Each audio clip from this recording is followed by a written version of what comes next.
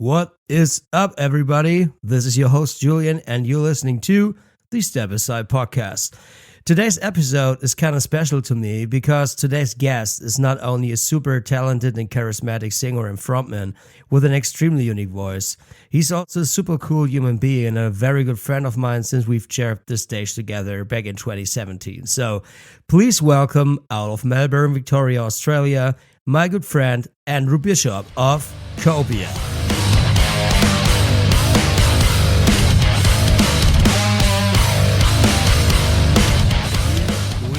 Go, Andrew, dude, how are you? Good, man. Good. How you doing? Man, I'm feeling good today because this is finally happening, bro. Took us a while to do this, eh? Yeah, I know. A bit of, a few obstacles in the path, but we got there. Yeah, man. While we were recording this, where you at? Yeah, so I'm at Berlin, staying at a good friend's house. Lucas from the band Eyes Wide Open. He's playing in a Swedish band. Oh, yeah. Yeah, so he's looking after me for the next week or so. And just here doing some pre-promotion for our show next week in the Panda House in Berlin on November 1st. It's the start of our autumn tour. We're playing about 10 shows around Europe. Sweet. Yeah, and that's pretty much the plan for the next, I guess, 30, 40 days is just promoting, playing shows, and trying to squeeze in some writing in between for some new songs and stuff like that.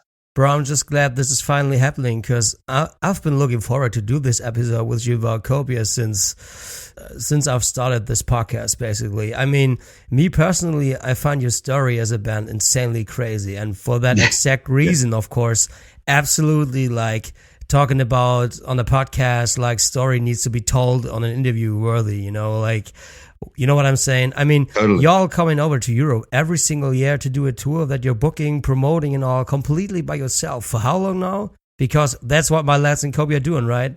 Yeah, I mean, it's been been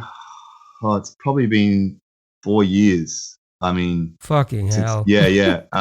Since every year has kind of escalated a bit more as far as it's probably been it's probably been 2 years of actual proper touring, shows, proper tours, I guess. Gotcha. But then there was probably the 2 years prior to that where we did, I think our very first couple shows we did was 2014. We did maybe 4 or 5 shows.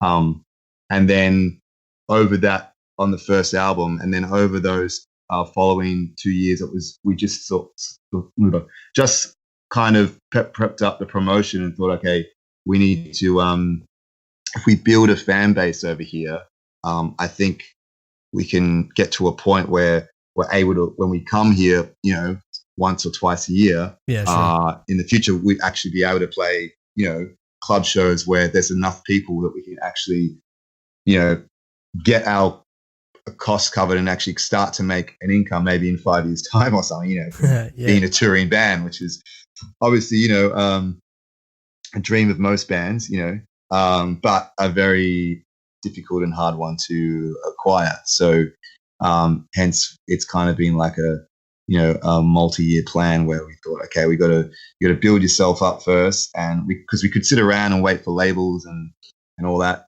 to maybe do stuff, but in the meantime there's nothing stopping us from actually just doing our own promotion, as crazy as it is. But we realized, especially with Germany, that in the first year we kind of came here, that the response and the scene here is just, it's 100 times more than in Australia. That's so funny because every German band wants to get out of Germany, we all want to come over there to Aussie land and such, that's crazy. So, and you guys want to come over here to play every single year. So, yeah, man, I think it's one of those things, the grass is always greener, Yeah, sure. But, so would you say it's still hard for you guys to book shows or even an entire tour these days? Yes and no. I think, the thing that's definitely changed in the last, say, 2 years has been that I think because of the prior first few years of doing just relentless amount of promotion, what that promotion actually, I think, more did for us, not only kind of get our name out, but actually built our contact list with, different people, different bands, and, people like yourself, and other, promoters and, some industry people, and to be honest, we get told, I mean, almost in a daily situation, especially when we're promoting and touring, like, you meet someone who, oh man, I want to do this with you guys. I can do this with you guys. I know this person. And everyone talks, and that's the worst thing about the scene. yeah. Everyone talks. So, in the first kind of year, you'd be kind of like, wow, we've come all the way from Australia. And everyone's like kind of treating us like, like kings in a way, and just offering all these things they can do. And, so it gets you kind of more like, oh man, like this is going to be awesome. Like, look at all these connections we've got. But to be honest, probably about 5% of those connections actually end up doing anything. And so after a year or two of doing that, you kind of start to get a bit deflated, like, man, this person told us this and they haven't done this, and this person told us this, we haven't done this, and we worked with this promoter and they did this, and yeah, totally. And you see, like, so you kind of get in this zone where we were in the zone a couple of years ago where it was like, it was like we're just seeing all these opportunities and it was like, oh, we could just cherry pick them all. But you realize quite soon that half of them are kind of just a dead ends, and so that was the next big challenge of going, okay, who can you really trust? Who can you really, go forth with, as far as, getting us to the next level? Because, we had things like at one stage we had who's like the talker and who's the doer, right? Like, exactly. And then when money comes into it, it complicates it more because, we had one guy. It's the worst. Oh man, yeah, we had a guy who was, he was saying he's all connected and he wanted to promote us and book shows to us and, kind of like, in a way, promised like, oh, I can book you like 20 shows across Europe, no problem, like sweet. And, his deal was like, and he's going to manage us and look for like record deals and all this type of stuff. And we just had to pay him like €100 a month, Yeah, I heard that one before. Yeah. And like that was the beginning of seeing someone who, talked a lot, and you think, okay, you're paying this guy, he's Skyping you like every 2 weeks, giving you updates. And this went on for like 6 months and just nothing came of it. It got to the point where he had said like, oh yeah, we're going to have like 16 shows booked for you. And he like outlined all the cities, like awesome. Like 3 weeks before we're like flying back to Germany, we're like, okay, where's the contracts for the shows? Where do we need to start off? You said, who's the supports, all this. And, he's like, oh, well, actually, this one, I'm still waiting for contracts, but these shows are confirmed. And he sends like 3 shows. And the 3 shows were actually, 2 of them were contacts that we already had, so that we pretty much had booked, that we kind of handballed to him. And the other one was like one show in like Spain. I'm like, first of all, we've never been to Spain. We've done no promotion in Spain. Who's going to come to a show in Spain for us? Yeah, sure. We're like, all we asked for was can you book like, 10 shows between Germany, Belgium, Netherlands, Switzerland, Austria. This is the main area where we've done promotion over the last 3 years. Yeah, because people know you already. Yeah.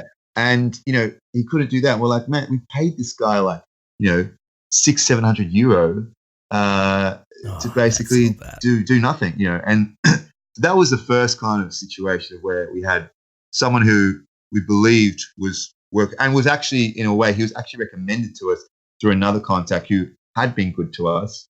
But I think at the time when he had given us the contact, this guy was kind of on his way out.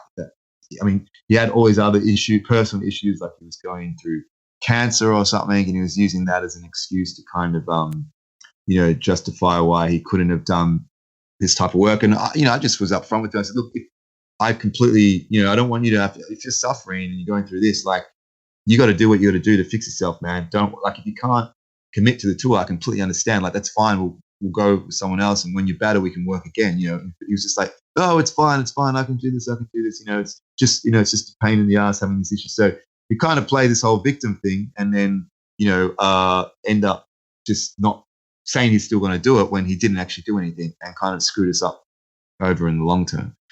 So, that really put a big kind of black mark on like, okay, who do you really trust now in the industry and stuff? So, we started booking our own tours again. And, then after a year of that, obviously, we'd had some great shows like with you guys, with OneMoreWord. Yeah. And then post that, we started to think of, okay, how can we expand on shows and tours like that? Because that tour in itself, it had some terrible shows and had some amazing ones.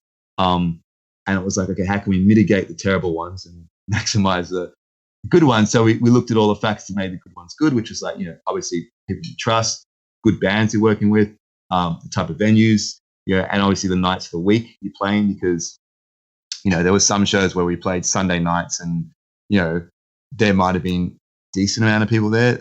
Some Sunday nights you play there and there's like, 10 people there. 10 people or less, right? Yeah. And you're like, well, like what's going on? Like, is it our fault? Is it the promoter? Is it the venue? Yeah.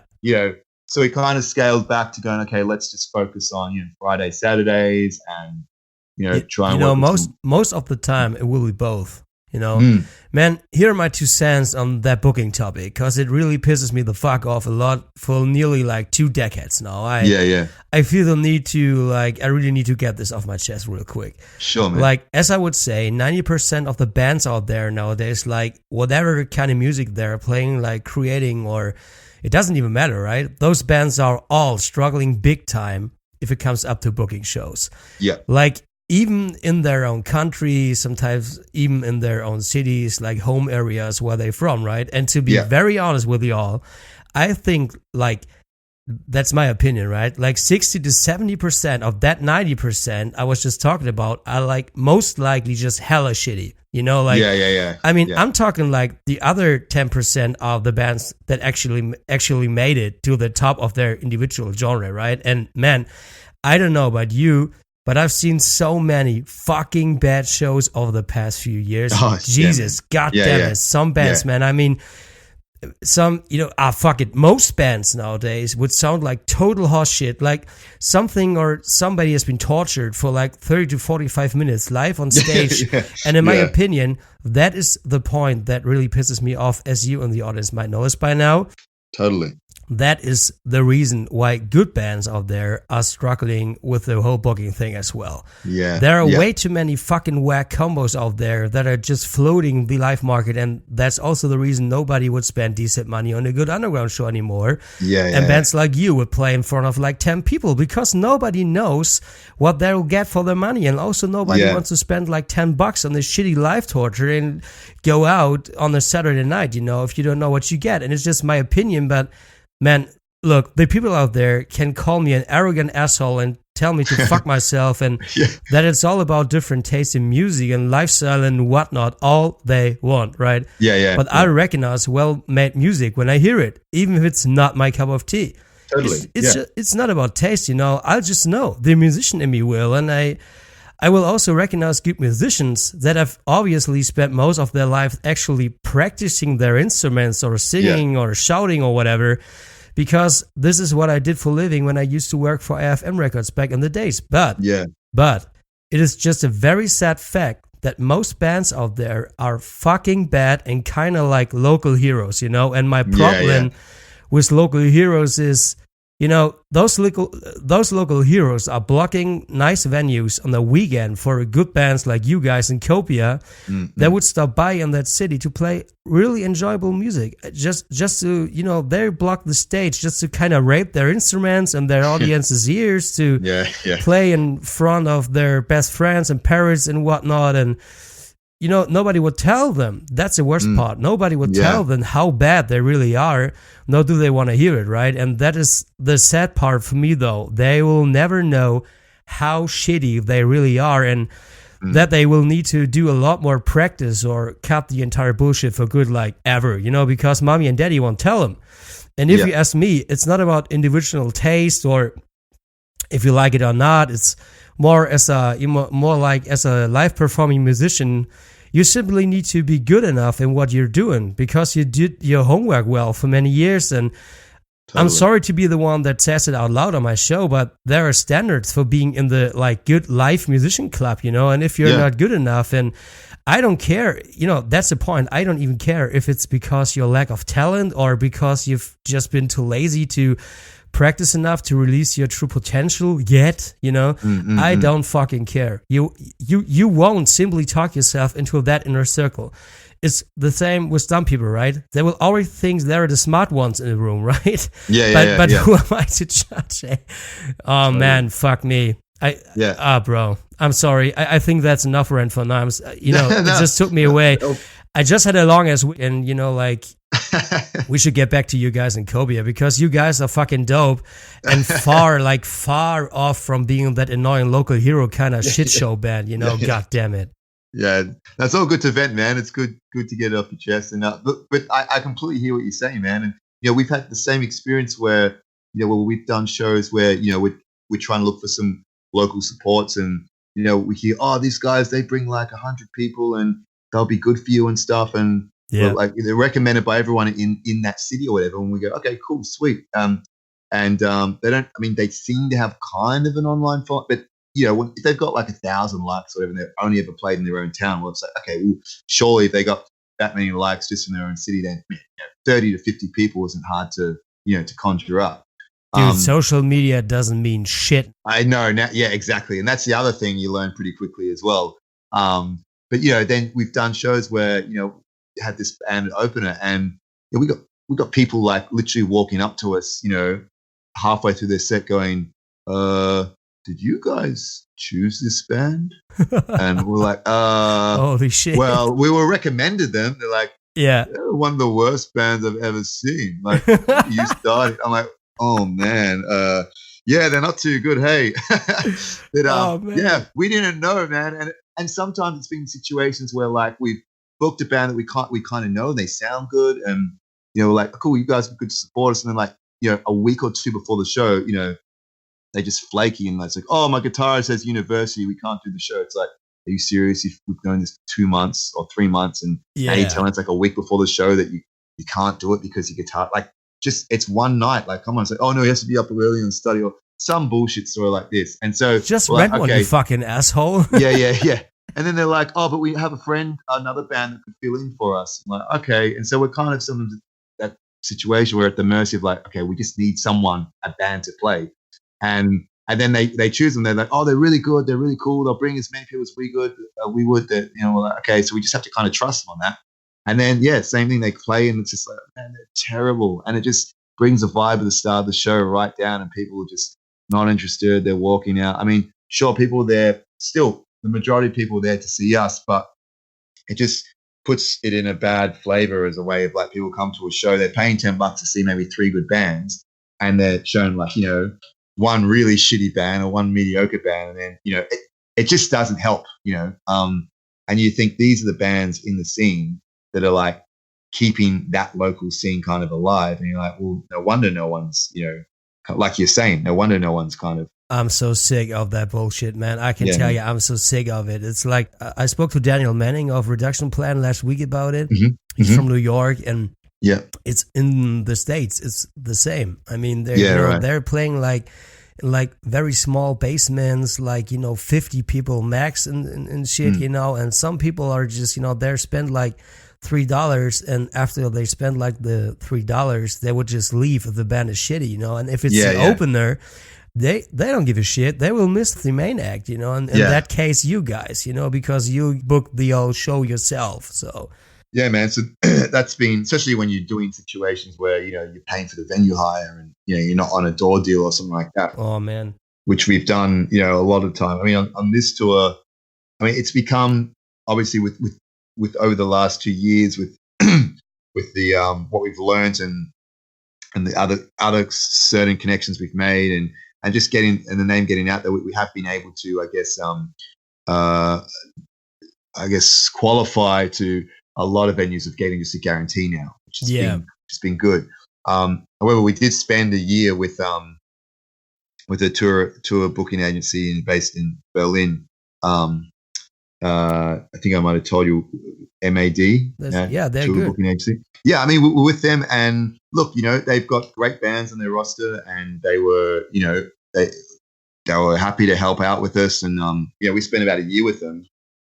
And look, in hindsight, you know, it was again one of those things where it turned out to be that still, even with the booking agency, and we learned we learned some good things with them, but you know, at the end of the day, the amount of shows we were getting for us was still mainly 80% of them were still coming directly to us. It wasn't really through them, if that made sense. I think like because, in the year, because you're too small, right? You're still way too small. Yeah, I mean, this is the thing that's like they're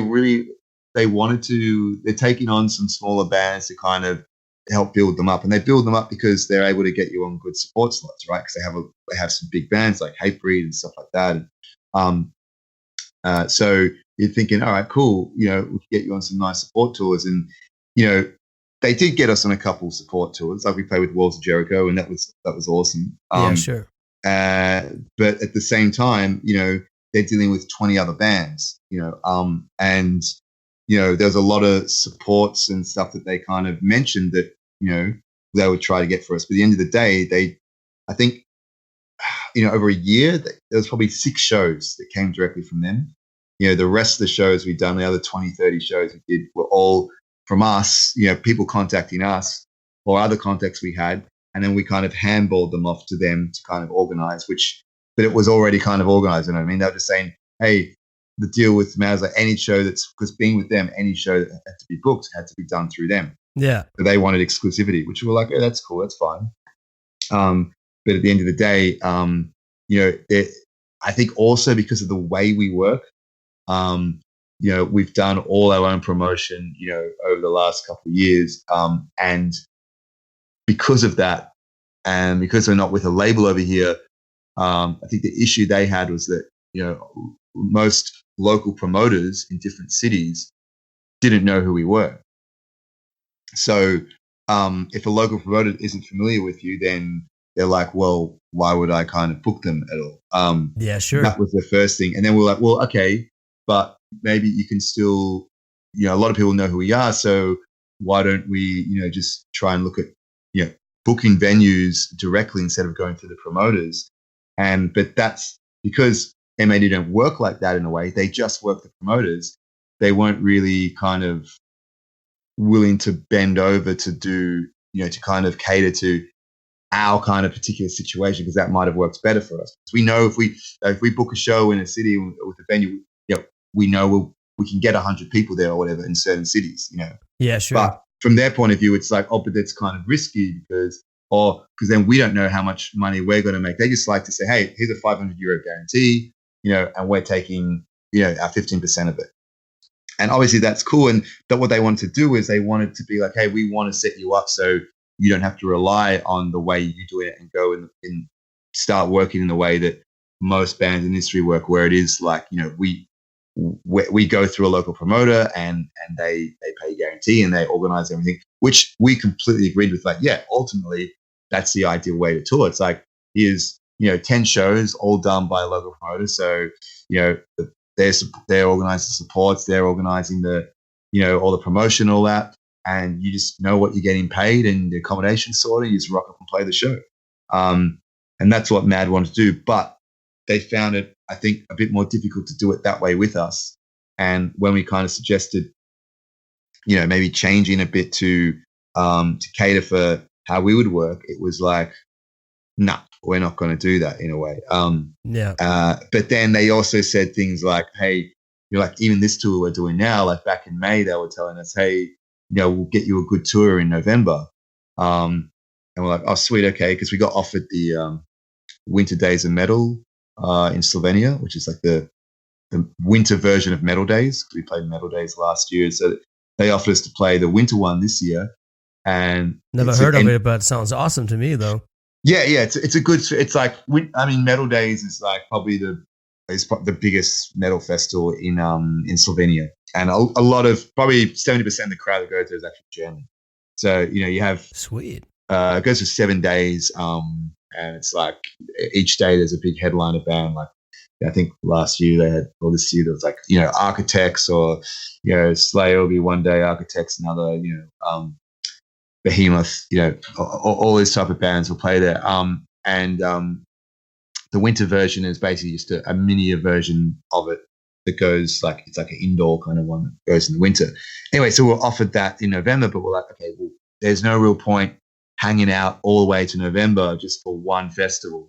So if we can book a tour around that time, then that would be ideal.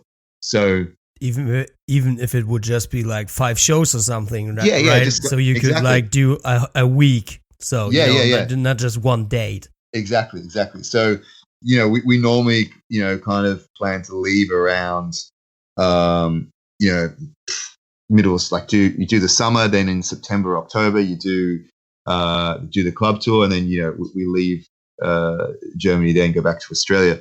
But this year, when they offered, when the booking agency offered, look, we should be able to get you a good tour in November, because there's a lot of bands touring at that time. Because that's the next step we've been trying to aim for in the last like year or so, has been, we need to get on more supports. We need to. It's cool that we can do some nice headline small club shows and have 100 to a few hundred people come. That's great, but to expand on that, we need to start playing to an audience that doesn't know about us. And that's a funny thing, because I'm sorry, but that's a funny thing, because a good friend of mine, he used to be the booker for like Amon Amarth, and bigger bands, and mm-hmm. he told me that that the place, or like the way to go, is to play your own like your own tour. It's like because on bigger tours, if you want to play a support slot, it's all about buy-ons, and that's true. Not, so, and he's totally, he said to me, if I would do the booking for you, I would never book you on a support show, like on a support tour, just to, you can say I played with, like, I remember when we used to, we played like support for Betraying the Martyrs back in 2018, I think. They came to Hamburg, and Betraying the Martyrs is not like a local hero band, they're huge, right? Yeah. So, and that did absolutely nothing for us, Yeah, right. Yeah. So maybe, just maybe he's right, but maybe he's not. And if he's not, I'm totally agreeing with you on that one, because I think you need to be recognized and to be, to be seen by the people that are might interested in your music. Yeah, I think there's two sides of it, and I think the one side is like, for example, for us, well, I mean, we've heard about the buy-on tours, and to be honest, we've actually never done a buy-on support. We've done every support we've done. In fact, when we played with Walls of Jericho earlier this year, we were paid. We had guarantees for those support slots, which was good. I mean, obviously, maybe it was more so because we were with, we're with the same booking agency that books them. So that was the big thing, pro with that is, okay, they're booking this tour, and then they go, hey, we can recommend a support band to fill in that slot. So, they're giving you guarantees of a few €100 accommodation, all catering, it's all sorted. So it's almost as good as doing a small guarantee for your own headline show, but you're playing in front of 300-400 people. So that was good. And as far as, and it did do, like, we sold quite a bit of merch, we got a few new fans. It was a good kind of support. Whereas earlier in the year, we played with supported a Russian band, Siberian Meat Grinder, and I don't know if you know them, but they're like proper old school grindcore, kind of punk grindcore, and their style wasn't really as fitting to us, so that was a situation where look, we were playing the shows, and I mean, there were people that kind of liked us, but it was definitely not the crowd that was coming to see our style of music. It was, and that didn't really do. To be honest, actually, I think one of the shows we played in, like in Frankfurt and in Brussels with them, it was a few people who, because we had fans from those areas, they actually just came to see us. But there was probably, that's like maybe 10-15% of the audience, because most people were there. If it's a good show, right? So. Yeah, exactly. Yeah. So we were the main support for them. So doing those shows kind of made us realize, okay, well, these are supports. It's good to have a show, but those supports really didn't add anything to us, because the fans of them didn't really give a shit about us, and it's not really their style. And then anyone who did come who liked us, I mean, they already knew us anyway, and so they're seeing us, play a shorter set and all that, and it's kind of just like a bonus thing for them. So it was, so I think that kind of made us see that, okay, well, obviously doesn't matter how, I mean, the rooms are still reasonably full. There's still like, 150, 200 people, I mean, not big, not a big support slot, but you're thinking, okay, this is a fresh 150 people that would never have heard of us otherwise. Yeah, sure. I mean, it's more than the usual like 10 to 20 people, right? On a city exactly. Saturday night show. So, yeah, right? Exactly. So, but we realized then that, okay, well, this doesn't really matter. What really seems to be important is like, if you are going to support, you need to support a band that's of a similar style, and or at least similar demographic in a way, then that's going to help boost you. For example, earlier in the year in Australia and New Zealand, we toured with Alien Weaponry. Yeah. And cool guys. We met them. We met them last year at Metal Days in Slovenia when they were playing there, and they're with Napalm. They've been pumped. They've been going crazy the last year and a half. They've just been toured US maybe like 3 times already. Toured Europe. Last year they did VARC and they did Summer Breeze. Did all the big festivals. This year that's awesome. Yeah, this year they've done a bunch of the festivals. And now actually our bass player Bobby, he's filling in for their bass player at the moment. He's just done US tour with Black Dahlia Murder and Black Label Society, and so he's been with them for like a month and a half touring the US. I saw that on his Insta story. So yeah. In some ways, I've been like really proud, because I know him and he's a bud, So that's I really, I've been proud, man. I just enjoy to see the big crowds he was playing in front of, and showing off a little. I mean, that's cool, That's what we're all doing this for, right? So totally, man. But I think in the end, it's sadly all just about money on both sides. We don't want to be like on a buy-on tour, so. And the booking agency wants to make money out of us. So talking about money, I mean, of course, I already know this, but the audience surely wants to know, how do you guys afford this madness? I mean, like coming to Europe every single year and stay for like over half a year sometimes. Yeah. Well, that's what I was kind of getting to, like with the Alien Weaponry tour. Obviously, that was good for us again because it was the crowd. A lot of the crowd did like us as well, so it did build a bit of our fan base. So we could make a bit of money off that tour. We were given a guarantee. So my point is that we actually have never done a buy-on tour. Every tour we've done has been either we're paid to do it, or and on top of that, we actually, if it's the right type of band, you can make some decent money on your merchandise. That's happening pretty rare for bands your size, right? Like you're, getting paid on every single like tour and not going out of it like in a minus. That's pretty good. That's pretty good. I mean, it's obviously our biggest expense, to be honest, is getting to where we're meant to be playing. As far as like if we're playing in Europe, is our flights from Australia to here is the biggest hurdle. If we took that away, if we were all actually German, we would probably actually our profits from the tour would probably be would be okay. At the moment, it's still like the money we're making from the tour is kind of paying back our expenses. But we look at it again as like a long-term thing where it's like, if you get into that point where, in this amount of time, we can do a tour and, kind of go back to Australia and go, hey, look, we haven't really lost anything. Then, in the next year or two, you can kind of build it up to say, hey, or we've been honestly, I guess in the last year as well, sorting out, okay, maybe if we just spend, if we live here for like most of the year, then it even makes more sense. Like if we can get like side jobs over here, then we can be doing that on the side in between tours. And then when we do the tour, we actually will profit from it. I mean, if you can do 10 shows with like €500 guarantees, there's €5,000 pool right there before we've sold any merch, and maybe it costs you in petrol, maybe €1,000 to do that, that kind of, average, all your accommodation sorted out for, you're already based here, you're working the side. So after you sell your merch, maybe each band member can walk away from a 10-day tour with, €1,000 in their pocket. Not bad, not bad at all.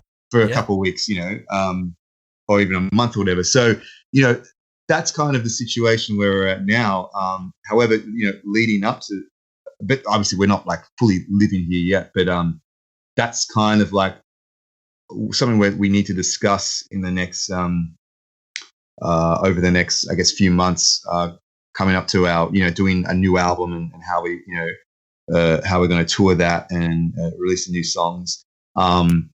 And going back to, with the buy-on tours, like, when we've been offered buy-on tours, I mean, we've heard stories of like, okay, people were paying 300 to, €1,000 per show. I think we did get offered one buy-on tour, which was ridiculous, where they wanted us to pay half the amount of Nightliner for like 13 or 15 shows. And to be honest, the shows were like, the venue sizes were the same. We were playing like, like Logo at Hamburg and the Backstage Club in Munich, like you're talking 300, 400 cap kind of venue sizes. And the venue, stupid. Yeah. And the Nightliner cost was, they broke it down to like including the driver, including kind of all the food and petrol, and including some crew to like that needed their payment done, to kind of load things on and off and all that. And so it would have been like all in, right? So all included. Basically. Okay. Yeah. And it was like, I think they wanted it was going to be something like €28,000. And that's even worse when my old band got the offer to play support for 6 Feet Under, if you can remember them. Yeah. And we got the offer to spend like, I think 3 weeks on the road. We would have, need to like book an own van and, all that kind of shit, and only the buy-on without all the other stuff you just told me on the audience, of course. Yeah. We would have spent like $9,000. Or 10 grand or something like that. So that's just robbery, dude. That's it's totally robbery. Yeah. I mean, we broke it down. We said, look, dude, guys, we've bought our own van here so we can do these tours. Like, we don't need a Nightliner. Can we just play the shows? It's like, it's either it's Nightliner or nothing. We're like, okay, so it's basically going to ended up costing us like €2,800 per show, Yeah, and sure. Like, dude, Madness. Like, Madness. Are you serious? Like, the band's probably not even getting paid that amount to even do their own show. Like, no fucking way. One of the big shows. It's just like, this is crazy. So, so we've just completely avoided buy-on tours. And look, I mean, I've heard some stories of some bands, doing like, €300 a show, and they still end up making €400 in merch. So they're like, hey, it's a good, you're playing in front of 1,000 people. Your merch sales actually end up balancing out what you're paying per show, so not really. That's not the standard, much. Right? No, it's not. It's simply not. No, yeah. So it's a big risk, and we know that depends on the type of audience and type of band. Like, as I said from the Al examples, we've done supports where we've got a great crowd reaction. We've done good in merch, and we've done others where no one gives a shit about you. So it's there's a massive risk in that factor of like, okay, if you are going to do supports, you kind of got to really see where the value in it is, and for us, the side thing of us being able to make the money over here is it's been in our promotion, and that's the big thing for us. That's actually kept us going, is being able to come over here, especially in the summer.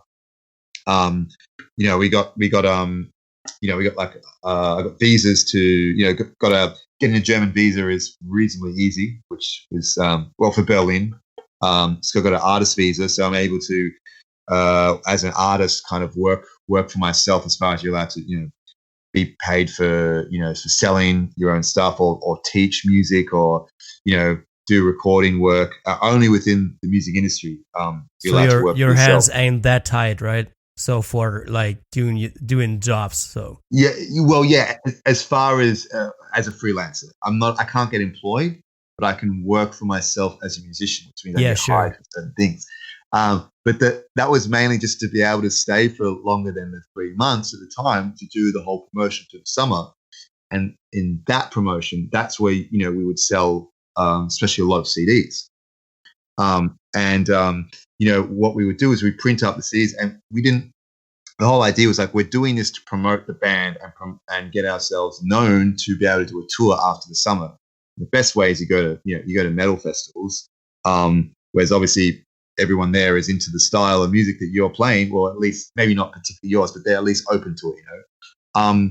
Yeah. And you just give people a listen, and if people like it, man, they buy a CD. You just say, if they want a CD, obviously a lot of people on Spotify, but the thing that I find surprising about, especially in German culture, actually more so within the rock metal culture, you know, it's a very much, people, if you're a fan of a band, you want something, they want a CD, they want a T-shirt, they want the vinyl, they want something materialistic of the band. It's kind of this thing. Whereas, if you're something to remind them of you. Yeah. Right? I mean, if you're going around showing, if Ed Sheeran's on tour, I mean, how many people you see walk around? I mean, there are people walk around with Ed Sheeran T-shirts, but to be honest, how big he is as an artist, because he's played 4 times a day on radio, that everyone knows about him.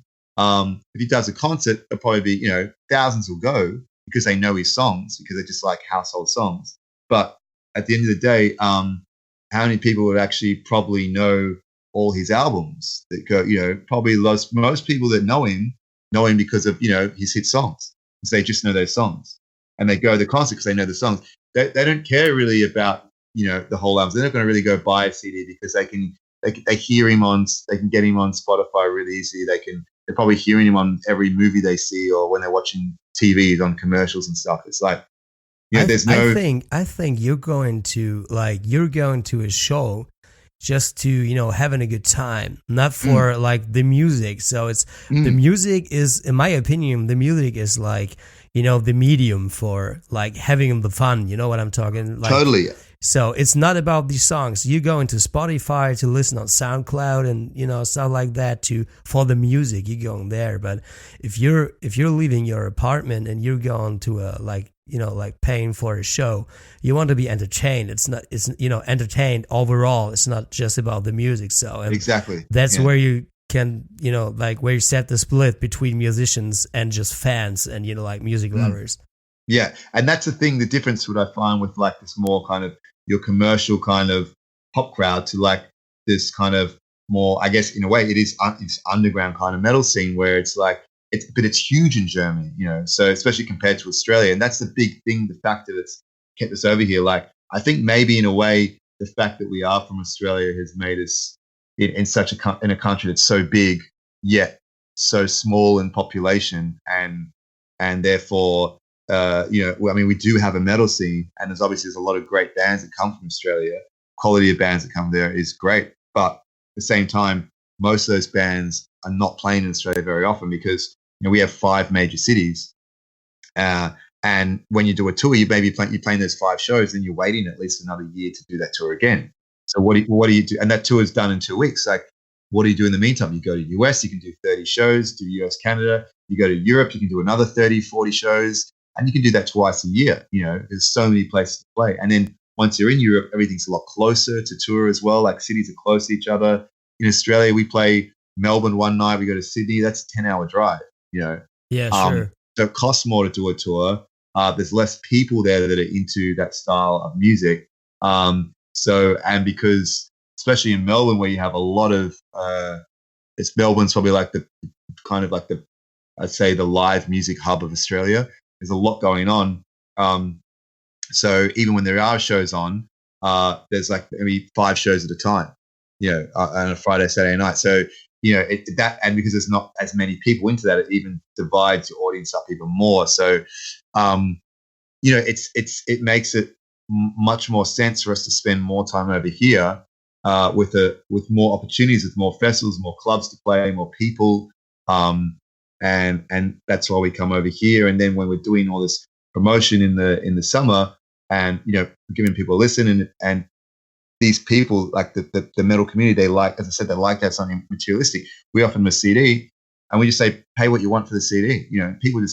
They will pay what they feel is fair, and most people, they like the music, they value it, so they might pay like a full album price for it, or maybe they're broke and they only pay a little bit or whatever. But it's just that little bit you get here and there, which ends up paying for the printing of the CDs. And then anything on top of that, you're paying for your petrol, and you're paying for the band's food.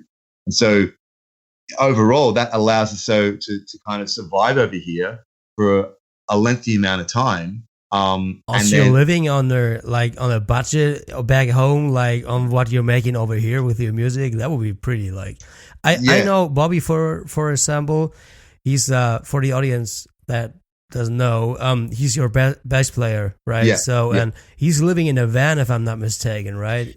Yeah, he's got a van in Australia that he's set up, and he That's kind so of crazy. he travels around in it a lot, and half lives in it. But when he's back in Sydney, and stays at his parents, and then when he's come down to like Melbourne or travels around, he's basically got a van to live out of. So living costs. That shit would be illegal over here, so I can tell you that. Yeah. Well, I mean, I don't know. We've kind of half done it here when we've been on tour. Like, we bought when we buy the big kind of the Chrysler or whatever. We've been in. That's so England. funny. It's so funny. You just mentioned your own car like a few minutes ago, because I was about to ask you if y'all still own this old like silver, I think Chrysler, if I'm not mistaken, that you were sleeping in for the entire tour back in 2017 when there was no friend with a place to sleep in town you could spend the night at, man. That's so right, crazy. Man. Yeah, man, we did that. And the good thing is we sold that at the end of I think I got rid of that at the end of that tour. We had it for about nearly 2 years. And last year we just ended up buying a little Ford. We still got one. We got another one now, like a Ford Estate, basically. Like a hatchback Estate, so long. Yeah. So you got plenty of boot space. And because I guess since last year and especially this year as well, like with the booking and the promoters who have been booking our shows, we've been offered accommodation for pretty much every one of them. So it's been, I guess, the comfort level has gone up in the fact that now we have places to sleep at all the shows we do, and then in the meantime, from the other friends and people we've made, we're lucky enough to, people let us stay at their place and annoy them for a week or two here or there. Yeah.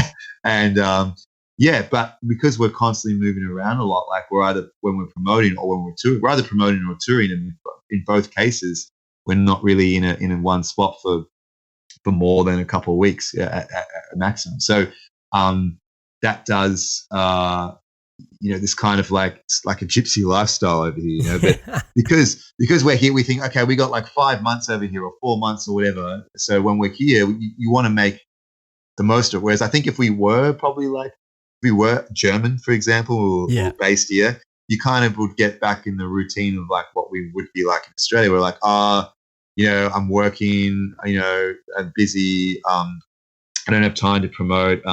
We've got this show coming up in not 1 month. We'll do that show. Then we'll do another show in maybe another 3 or 4 weeks. And, you kind of just sit back and think, okay, well, now that you're here and you've kind of got all the time in the world, there's like no pressure for you. It's like, well, we'll just do a show when it comes and just take it easy. And and the show would have to pay us enough to make it worth our while. Whereas because when we're on limited time, we treat it differently. We're like, okay, we're only here for 4 or 5 months. So we got to get as many shows as we can in that 4 or 5 months. And anything we can get, we got to do, and yeah, sure. You know what I mean? So you're more on the chase, and and when you go back to Australia, like, okay, that's the time where we can get shitty jobs or do our other jobs, whatever, and make the regular some money. Bullshit. Yeah. And even if we tour, and when we tour there, that's only going to take up 2 weeks of our time anyway, because there's not many places to play. So it's mainly writing and working when we're back there. But when we're here, we're just like pretty much, 99% of the time, we're just like band stuff. What can we do? Like, what concerts can I go promote at? What festivals can I go promote at? Who can I email? Who can I meet in? Who can I, what label can I just rock up? We spoke to labels this year, and just getting a vibe of like, because we've never chased labels over here since coming. We just kind of rocked up and thought, look, we know the promotion should kind of work. Let's just see how far we can take it. Yeah. And because it kind of went well to the point where like, hey man, we can actually, even though we're living very simple nomadic lives over here, doing this promotion allows us to survive doing that. And at least we're not paying a promoter to maybe do a job which we don't know how good we're doing. We know we're doing the best promotion we can for ourselves, and it's working to a certain point. obviously we want to get to the point where we can work with like a proper kind of promotion agency or label where, where they're doing, they can plan a tour and it's like, okay, they know, that everyone who kind of needs to know about that show is going to know about it through posters or radio or whatever other campaigns they got going. So it's not like you guys want to stay independent. So you're looking like for a fitting record company to work with you all. Yes and no. I mean, obviously there's the perks of the independent and there's there's pros and cons. And I think by talking to it in the last year, actually going in and meeting with some of these labels, I think when we first came over, like, I think we might have had we thought of like one label. We just, I think we went to I think it was Nuclear Blast, maybe. That's what I thought, but we chat to like Nuclear Blast as well back then. And we're all way too small, like you and we are, and like Nuclear Blast is just signing you if you're already somebody, Yeah, exactly. It's all about the money, though. As I just said, it's horrible. It's not about the art of music. It's just about the fucking money. Yeah, and and to a point, I kind of understand that. Like they're looking at it as a business, so they're thinking, okay, who can we kind of pick to make us more money, and it's going to be with the least amount of work. Yeah, so sure. Obviously, if this is a band that's already buzzing, they've got something viral on YouTube or whatever, then it's kind of a no-brainer. It doesn't really matter on the quality, like you said. It's like, okay, these guys have generated 1 million plays in 2 months or whatever. Hey, let's get them on board, and we can make 80% of that. But the crazy thing about all the views you were talking about there, you can buy those things, man. Yeah, I know. That's the other thing. You can buy them. Yeah, totally. That's Facebook, hilarious. YouTube. Yeah, and I know even labels who have done this, who have bought them as well. Like they, I've heard the stories. So to enter the charts and stuff, like shit like that. So exactly. Like speaking of like labels and all that, like speaking of booking shows and stay here in Europe, I'm just wondering. I remember we got in touch when you guys were promoting your latest release. It's Epoch, right? Yeah. Back in 2017 at the Rock Hearts Festival here in Germany, and you guys bumped into my drummer Alex, who was absolutely blown away by your music and your background story too. Shout out to Alex, by the way, if he's listening to this. And the rest is history. Just a few months later, we did a sold-out show in here in Hamburg together, and the audience would have. That's what I'm thinking, and the audience would have been like, I think, quite big, even without 3 local supports, if I'm not mistaken. So it seems like you guys are doing a good job whenever you're overseas. It's like if it's promoting your stuff, stay in touch with the people, friends and fans, or performing on stage, on stages all over Europe on a high level. The question that pops up on my mind is, why Europe? Why every single year? And I am 100% positive our audience might wonder if there is no music scene at all in Aussie land.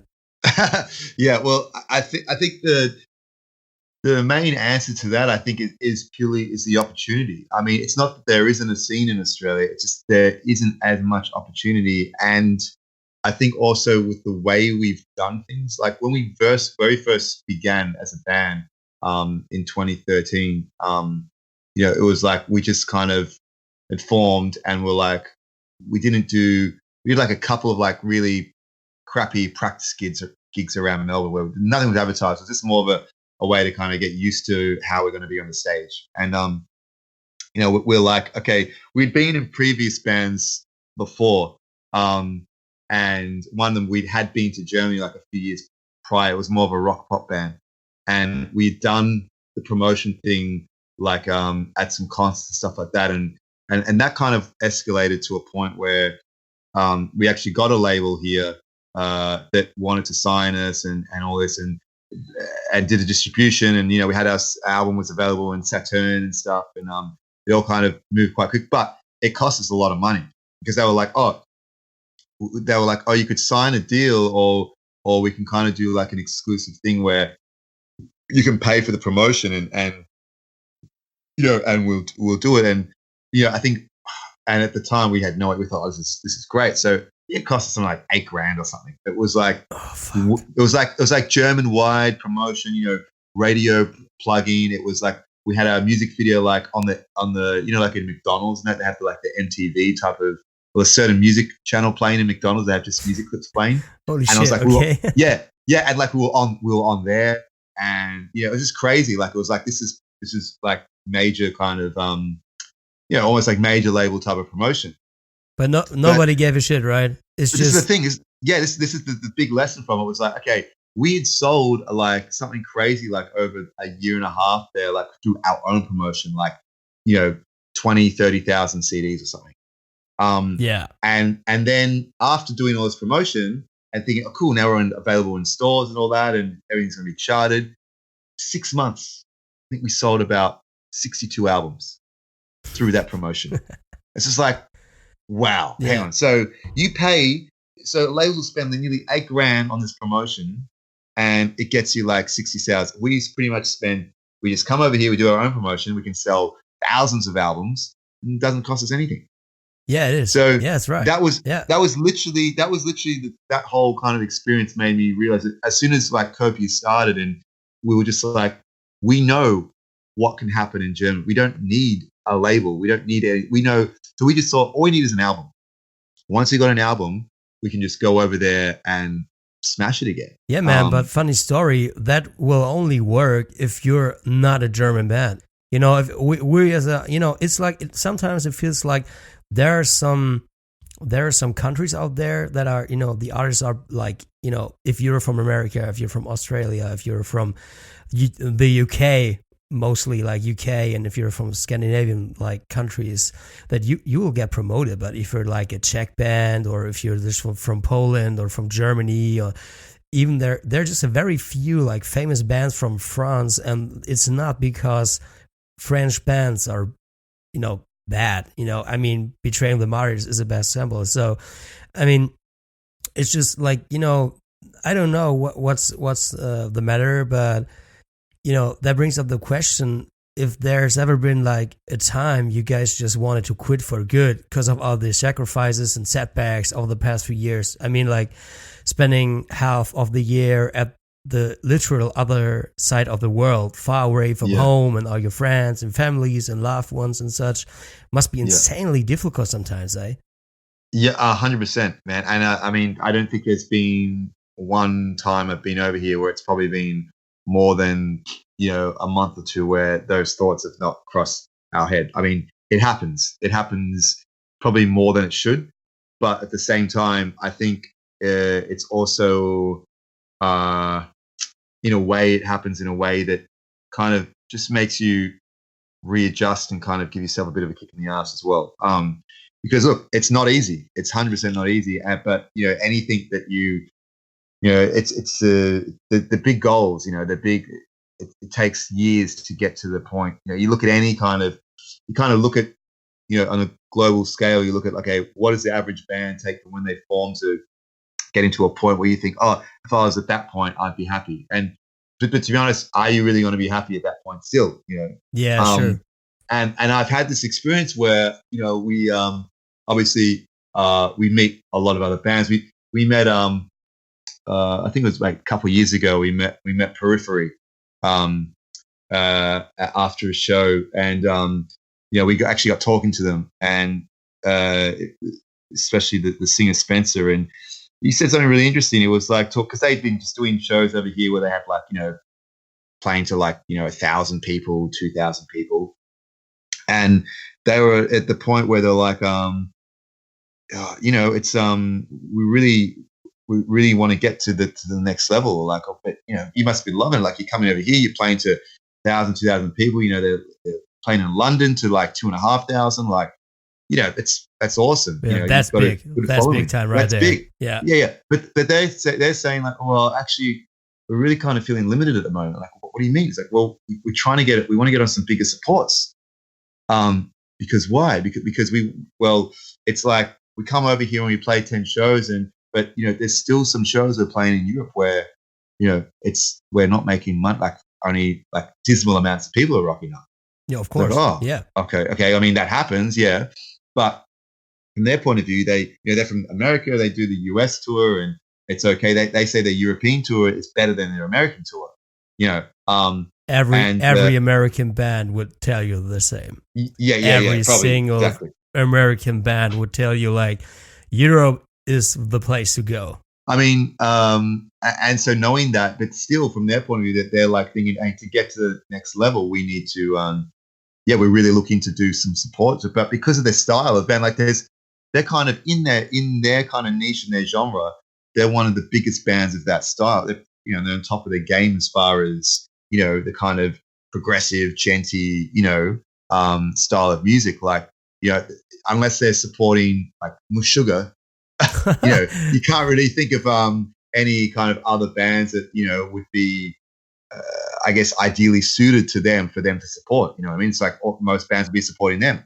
So it just made me really go like, man, like if we were in your situation, I'd be like, I wouldn't even, from where I'm standing now, you'd think, okay, I'd kind of reasonably, I'm pretty satisfied. Like you'd probably do a tour and you make enough money. But the thing is that they're coming on these tours. They're getting a lot of people, but they're spending more.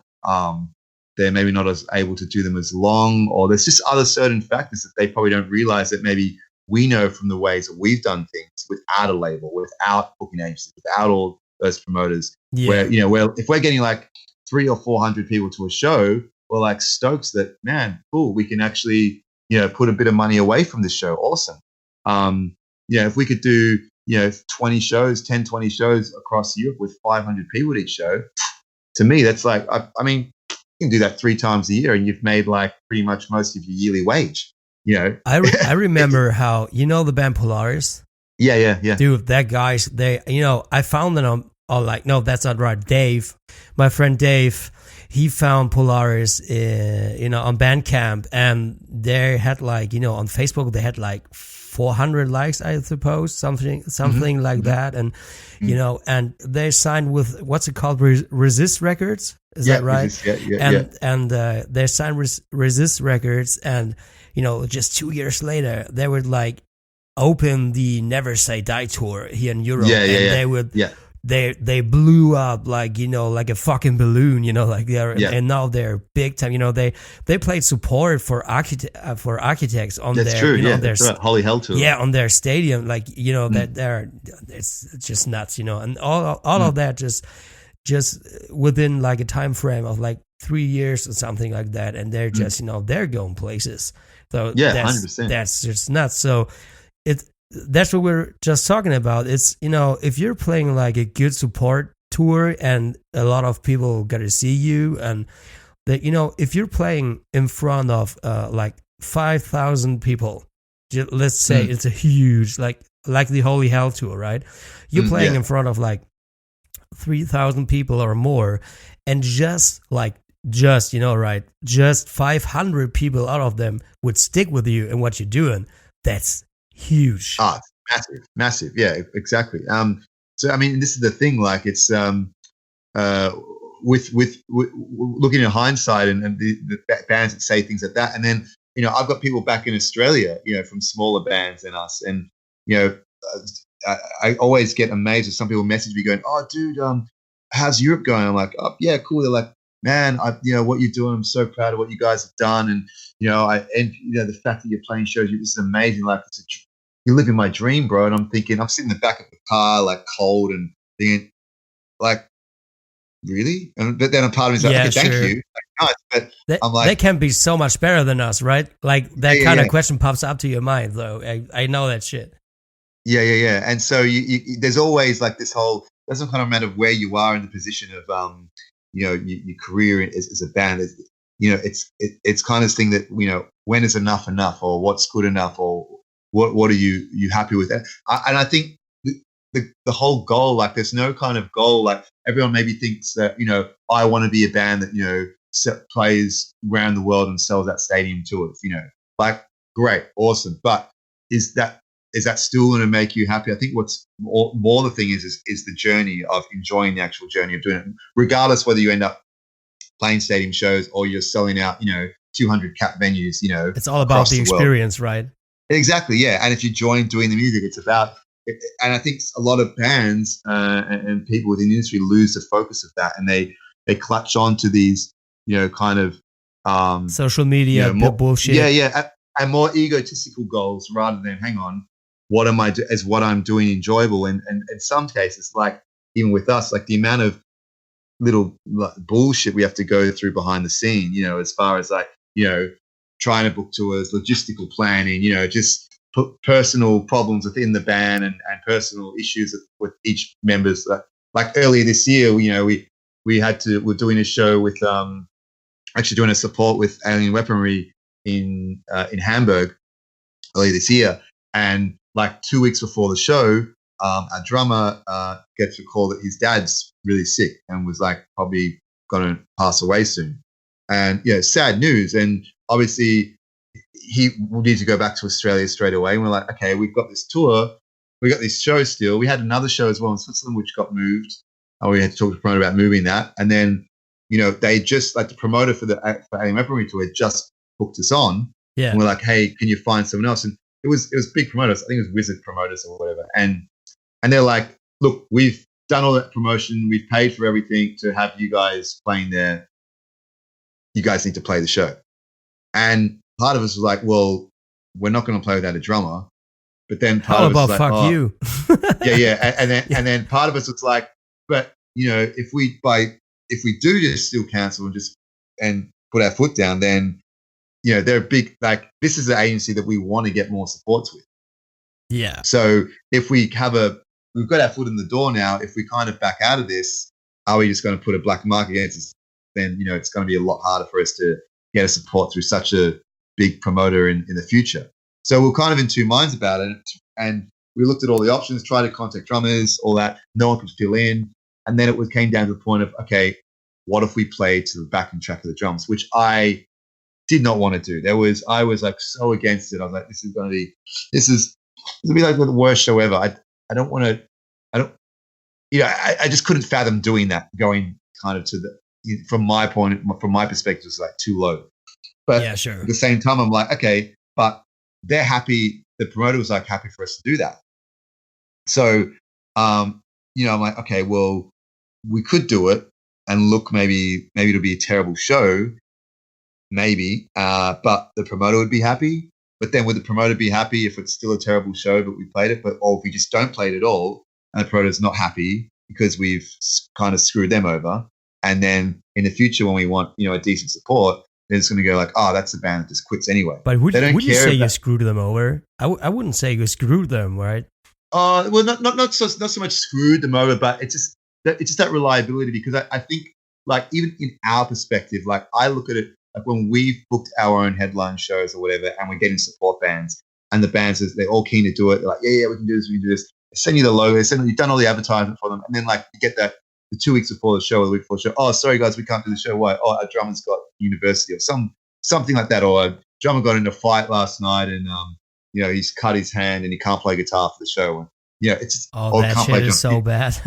Exactly. These things have literally realistically happened to us on a number of occasions, and when I think, and the amount of frustration we have, and we think, man, we're not going to deal with this band again. Like, that's just ridiculous. So, but if I zoom out and I go from like a bigger promoter like Wizard Promotion, I mean, and whether it's your mum dying or your brother's dead or whatever, it's, and dude, yes, even if it's bad. just your dog, you know what I mean? If you're not feeling it, you're not feeling it, right? Exactly. You're not a fucking machine or something like that. Totally. Right? Yeah.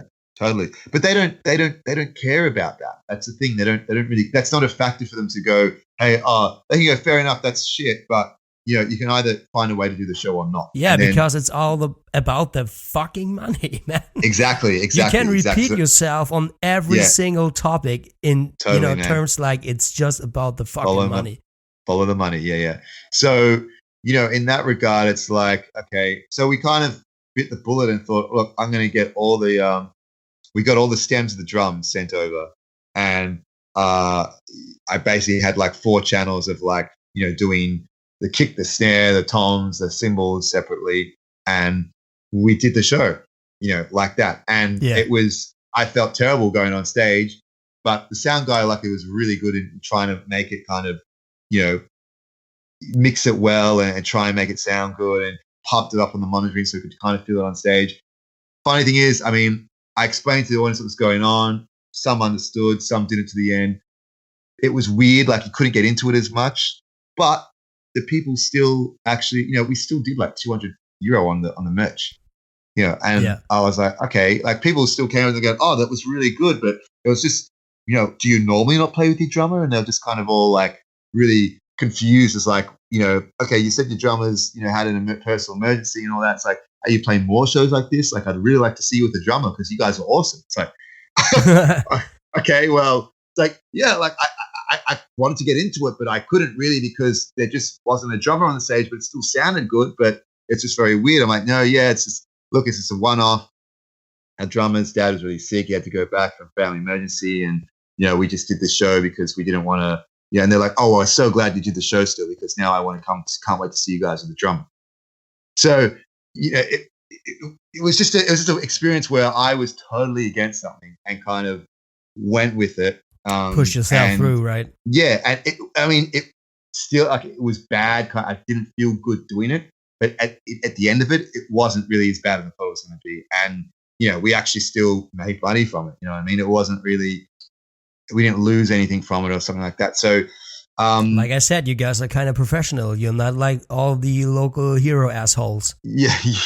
I mean, you kind of got to be like, again, when you're over here and you're making kind of commitments to that, it's like you kind of got to do whatever it takes to kind of, get through to the next stage. And if you start kind of bringing, as heavy as some of these excuses are being and legitimate, there's always kind of a way around it. If you can make it work, you kind of make it work. And I think that in hindsight, it makes you a bit stronger and realizing, okay, well, when you have those days where you think, oh, I should give up or this is not going to go anywhere or whatever, there's those things that you go, okay, well, we've done this, we've done that. Like we didn't do that for nothing type of thing. You know what I mean? Yeah, sure. And, and it just grows from there, and just going back to like talking to like industry people and the labels that we were earlier this year, we had some labels that were really interested in working with us. And, we spoke to Century Media and a few other ones and Napalm as well. And, again, like you said, like people, they want you to be at a certain level, but I was more looking at a way of like a label that could work with us in the way that we actually promote our stuff. And most of them really like the idea, but it's just how you kind of implement it. And one of the other options I see now is like realizing like how much emphasis, talking to these labels, how much emphasis is really just on streaming now. It's all about Spotify and and YouTube. How are we able to present yourself on the internet, right? Yeah, so exactly. That shit is kind of sexist, but it's not sexist because I'm saying it out loud. It's sexist for you because, if you, like you personally, Andrew, if you would be like a good looking chick with some huge titties and a nice face, you guys would be signed from the spot. Oh, I can 100%. tell you that. Oh, yeah. I 100% agree. I mean, and this is a big talk. Funny, we've been talking about this over the last few months. I think I even made a joke to my ex or whatever saying, man, if you would do you want to just sing? You should just be the singer in the band and we'd be signed tomorrow. Yeah, fuck it. Just play the goddamn keyboard. That's enough. Exactly. That's enough. Yeah. I'm talking like, what was it called? Winds of Plague. Bands like that, they're totally shitty. The singer would do like the inhale kind of vocal bullshit, and they sound awful.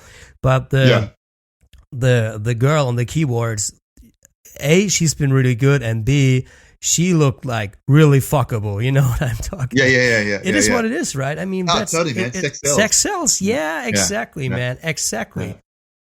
I mean, I'm a fan of your music, so I'm personally, I totally dig in your music, so I know, and that's just my kind of professional opinion, because I used to work for a record company and I stuff like that. So in my opinion, it can't be about your music. It can't be that you guys are not signed and that you guys are not bigger. It can be about the effort and it can be about your music because you guys are pretty fucking good. You know what I mean? So, and you guys are nice. And that's also pretty rare nowadays. If you're talking to bigger bands, dude, they're just, you know what I'm saying? Yeah. You get some big egos up there for sure.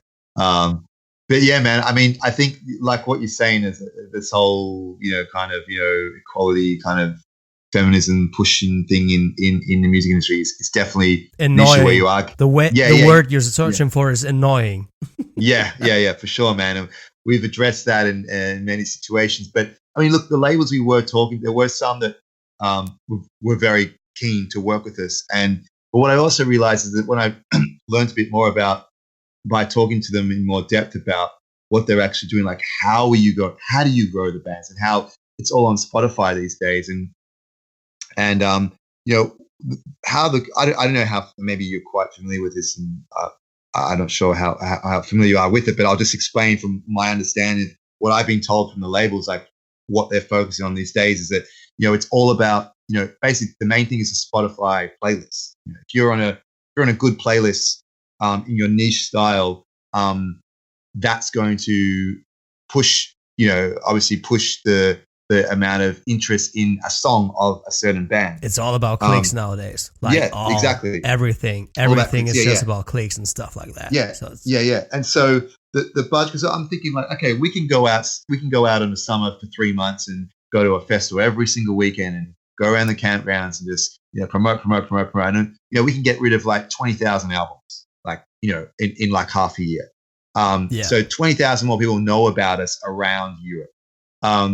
Half of those people still don't really follow us. Half the people might just listen to it once. Half the people might end up, you know, following us on Spotify. Another half might, you know, just not even use social media. So you don't really know where that energy of those people who know about you is going, you know.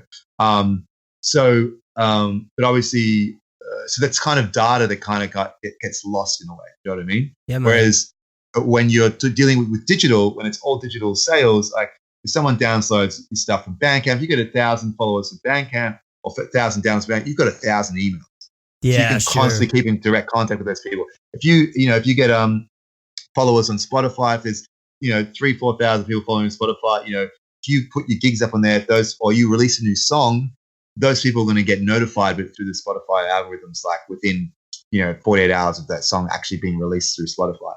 You know, so these are the way. This is a much more, in the long term, it's a much more powerful mechanism to actually keep engaged with your fan base. Having said that, though, obviously, like you said, it's all about the money with this stuff. So what the labels have told me is that, like, how it's working now is like they're just looking for. There's people out there who have made really good, you know, or whether they're good or not is kind of irrelevant. They just basically made playlists for certain styles of music, like could be a certain, you know, new metalcore or a new metal one, or you know, a gent one, whatever it is. Yeah, sure. And they might have like 100 songs, 50 songs, maybe 500 songs, but that playlist is generated. Maybe they've got 5,000 followers, maybe they've got 10,000 followers.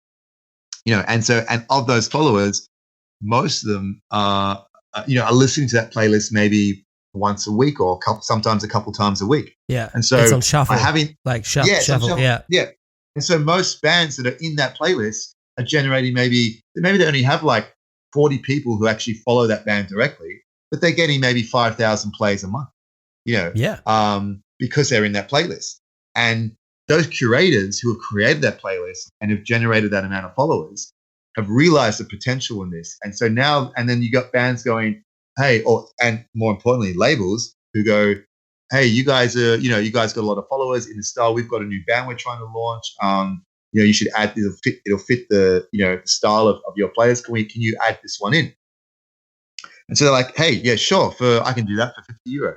And for €50, I'll put them up on number one for the first 2 weeks. And then after the 2 weeks, they go down because another band will come in and pay another €50. And they'll keep shifting down, but they'll stay in the playlist for like 5 months after, or they'll stay in it for 12 months, or they'll stay in it for indefinitely, but they'll obviously keep going down unless you want to pay another €50 and I'll put them back in the top 10 or something like that. Yeah. And so it varies from, you know, can be for a couple, you know, can be 10, €20 to €50, some of them €100, but you do multiple playlists of that, you know, you find like 10 curators that are like that have, you know, 1,000 followers each. Then collectively there's 10,000 followers, and you've maybe it's cost you like €500 to €1,000 to get that song in a number one position for the 2 weeks or first month or whatever. Yeah. And that's what the labels are doing, because then when that happens, then that song gets a high amount of plays in a short amount of time, which then triggers the Spotify generic The algorithm. algorithm of their own, because Spotify has their own playlists that are generated by algorithms. So it's got new rock or the new latest metal coming out or whatever, and it's all like hot new releases. And what's in there is there's a main guy who's actually in Berlin. They have the Spotify office here in Berlin, which went in there and had a chat to them. And this guy is like the main metal curator for Spotify. So any like big Spotify players, and these Spotify players, the ones that are generated by Spotify, they have millions of followers, because as soon as you sign into Spotify, of course, you're gonna get inundated by, if you listen to a few metal tracks, then it's gonna know instantly, okay, you're a metal fan, so we recommend you following, this metal playlist or this metal playlist. And that one is generated by the algorithm of what songs get added there. But there is a curator behind the scenes who's also kind of manually editing and putting certain songs in there. And now this guy is, he's got pictures with, he's hanging out with James Hetfield, he's hanging out with friggin' Iron Maiden, all these type of. That's how it goes nowadays. Yeah, exactly. You're one dude with a single office, and you're responsible for like playlists. Like something like, 10 years ago, I would have laughed about what you just said. But now I'm sitting here listening to what you're saying, agreeing 100%. And I just opened Spotify while you were talking, and the top like 2 Spotify metal playlists, they're called Kick-Ass Metal and New Metal Tracks. And Kick-Ass Metal has like nearly 1 million followers. If you are on that playlist, man, you're through, man.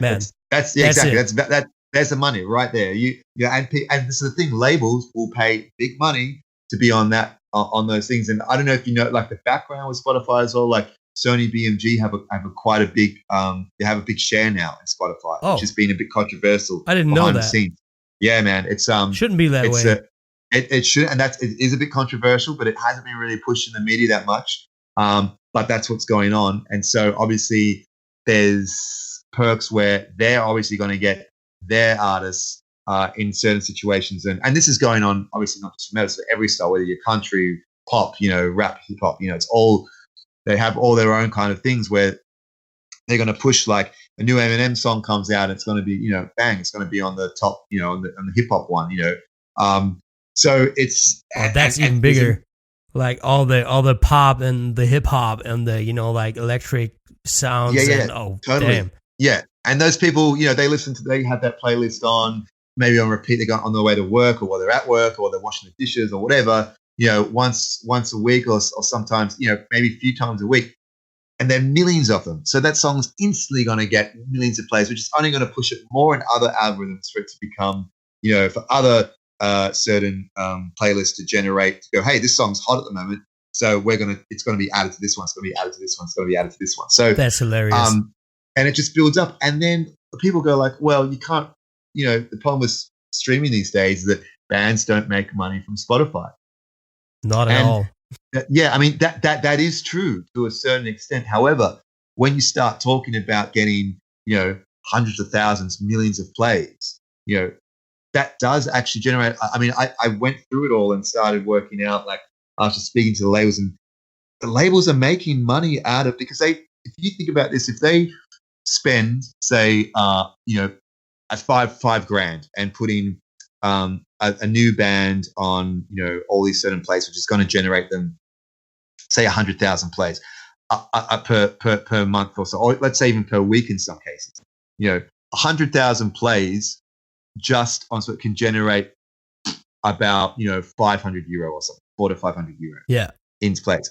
But now, if the band is signed to the label and the label's paying for that of that €500 on a general new record deal, they're probably making 20% of that. And that's after, and then of course that 20% is then being paid, going towards paying for their advertising costs, and which the label is paying for. So the label puts $5,000 forward to get on these playlists. Then it generates a situation where the Spotify is generating that band, say €500 a month of those, and then that €500 a month is going back to pay for that promotion. Yeah, and that's a really small scale situation. And so over 10 months, it's making €500 every month over 10 months. That $5,000 is paid back for, And look, it could be more than that. Let's say it keeps growing and growing. If it's generating 100,000 plays in a month, then you're pretty sure the algorithm is going to start spitting out to bigger lists, which then maybe goes to 150, then to 200,000, and maybe 250,000. So suddenly it's generating maybe not €500, maybe it's getting closer to 800 to €1,000 a month. And then once you've got that amount coming in, it makes sense. Hey, let's spend another €1,000 on promoting it here, or get it on these extra playlists, because we know it's already generating 500 to 1,000 a month. Yeah. But then, so it's paying back for all those things. But then the band themselves, because they're signed to the label, they're only ever going to see maybe 20% on that certain contract, maybe until they get really big and they can renegotiate a deal. They're probably only going to get 20% of that income for probably the next 3 to 5 years. Yeah, sure. If they want to be in the end, they want to be even. Exactly. Don't want to do like make minus, or like they want to be in a real plus. Yeah, exactly. Yeah. So the label then keeps doing that, and the band just thinks, yeah, well, we don't make much from Spotify. No, they're not going to make much from Spotify because the label's taking most of it, which they're promoting to it. Whereas then I looked at it in the independent way. If a band was to do the same thing and just go, hey, let's just work our ass off for a month and save up, each band member saves up $400 or $500 each, whatever, and then let's go pay all these, and we find a list of the creators. There's actually a website you can use. I think it's called music. What is it called? Something curator or something. Basically, it's a website that has, you can put any Spotify playlist URL in it. It searches for it and it'll tell you the statistics of it, like how many followers it's got, and then of those followers, how many people are listening to it every month, and where the demographic of those listeners are, and then on top of that, most of the time, who the creator actually is, who created that. Sometimes it has their email, sometimes it has their Instagram or their Facebook or whatever, or at least their name. And with their name, you can kind of do a bit of Googling or do a bit of, some Facebook stalking or whatever. And you can find them and just hit them up and go, hey, I see you got this playlist. Would you be keen to add, I've got this in this band or whatever, I want to add this song. And, I started trying that recently after speaking to the labels, and 80% of them get back to you. And some of them are like, hey, dude, yeah, I like what you sound. And some will just add it on for free. Some will ask for a fee. But it depends on how big they are. But what that made me realize is this is literally what the labels are doing with bigger ones. And then there's even people now online who are selling curator contact lists. That's to people. Oh man. Yeah, it's getting that. So literally you can go out there and find, so someone's made like a freaking spreadsheet, and it's got like for whatever style you're in, like for metal, you can go, okay, I'm selling 200 curator contacts for modern metal music for just, €199. So people think, oh, awesome, I buy that list of this guy, and now I've got 100 emails or 100 Instagram contacts of people that have, Spotify playlists which generate 500 plays a month or whatever. If I had my song on each one of them, and it's 100 of them, then I'm making 500. I could be potentially having 400 to 500,000 plays a month, which therefore is going to generate for me maybe a $500 to $1,000 a month. Because if it's purely just me and Spotify, there's no label in between. That's going to be a good return on investment. That's how they think, and that's what a lot of the labels are doing. That's how they work, especially the more kind of medium-sized independent kind of ones, where they know that or they make good relationships with these curators, and they have deals where they're like, hey, because they can go, hey, we want to get like 10 bands on you in the next 2 months. So then they make package deals. It's like, all right, well, normally I charge €50 a slot for a week, but because you bring in 10 bands to me, I'll bring it down. I'll do like a package for like 30 a song or whatever. Dude, that's so fucked up. I mean, the music industry basically is biting its own ass, right? That's totally so stupid. Yeah, totally, man. So it's this, and this is the situation we're in now, where we're like, obviously, and how festivals look at it as well, especially in Europe, is that if a band is getting high, Spotify plays, then suddenly the value of that band seems higher.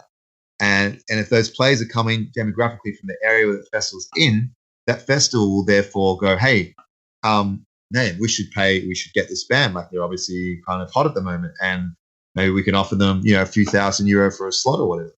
I know for a fact, well, I contacted, Greenfield Festival in Switzerland. Yeah. Yeah. I spoke to them about it. I remember it was last year, and because we did a lot of promotion there, and a lot of people were asking us, I should come and play at Greenfield. And they have a thing called like the Greenfield Foundation. It's kind of like the Barkin Foundation for Barkin, but just for the Greenfield, where they have they have a talk like at the festival where, industry talk. They have, the biggest booking agents from a label or booking agency or whatever in Switzerland, and maybe another big member from a band or something like that, and they just have like a kind of like a panel where they talk about different ways of how bands can be successful within Switzerland. And the main thing they have with Greenfield is they offer new bands, new Swiss bands, especially to get a slot at Greenfield every year, because they want to push new Swiss bands to more of the international community in a way. And so, because I was asking, what would it take for us to play there? And basically, they're like, well, look, if you're a Swiss band, we definitely would push. We give hierarchy to a local band, which I understand. It's like, okay, cool. You want to help your local community. Yeah, that's cool. That's a good thought. That's good. Yeah, that's a good thought. Yeah. However, because you guys are from Australia, I mean, the music's good and all that, but for international bands, we're not really going to consider giving a slot unless you have around 30 to 40,000 plays a month on Spotify, and from our region. And you're at like nearly 1,000 at the moment, right? Yeah, we trickle around between 1,000 to maybe 2,000, depending on the month. And depends on if you're on tour or not, right? Exactly. Yeah, we found that I think at the highs, like I think back in August something, we got up to maybe around 2,000 or something, or just under 2,000, and then when we're not here, it's maybe sitting around like even under 1,000, like maybe 900 or something like that. So. And to be honest, that's also because we have done literally up until recently, when I've kind of found a lot of this information out, we've done zero promotion on Spotify. In fact, if we were talking a year ago about the same conversation, I was saying, yeah, Spotify's shit.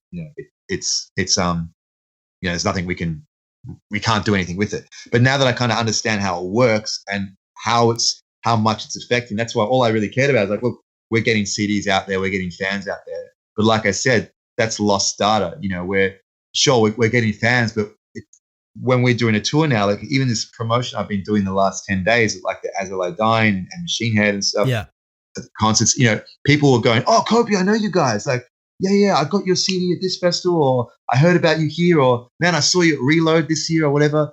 Best feeling ever. yeah. I mean, it's happened like it's incredible how many times it happens, and in the most random places. And but I'm like, oh, cool. Do you know about our tour next month? What? No. Like, yeah, we're playing around Europe next month. Like, oh, where? Like, well, we're playing in Berlin, we're playing in Hamburg, we're playing in. Okay, no, I didn't know. Like, I didn't know that. Facebook? Yeah, like follow us on Facebook. Some of them like, oh yeah, but I didn't see anything. Or do you follow us on any social media? No, I don't use social media. I don't really follow stuff on social media. So. And that's made me realize, like, damn, there's a lot of people out there who obviously know about us, but don't follow us, or they're not, we've never really done any proper digital promotion. We're not really, and even if they follow us, they're not even follow us on Spotify because they have a CD of ours. They have a CD of ours. They're going, oh, I have your CD and I listen to it all the time. I'm like, what do you listen to? I see, in the car when I'm driving, because that's where I've got a CD player.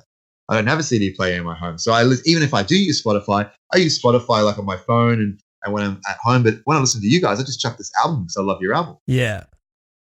And so this whole kind of thing that I've learned over the last 6 months has really made me realize, well, okay, selling the CDs is great and it's got our name out there. But longer term, in a way, it's prevented us, or it's kind of held us back from the potential of, like, if for festivals like With Full Force and Greenfield and, Summer Breeze and these ones we've promoted a lot at, and a lot of people know who we are there.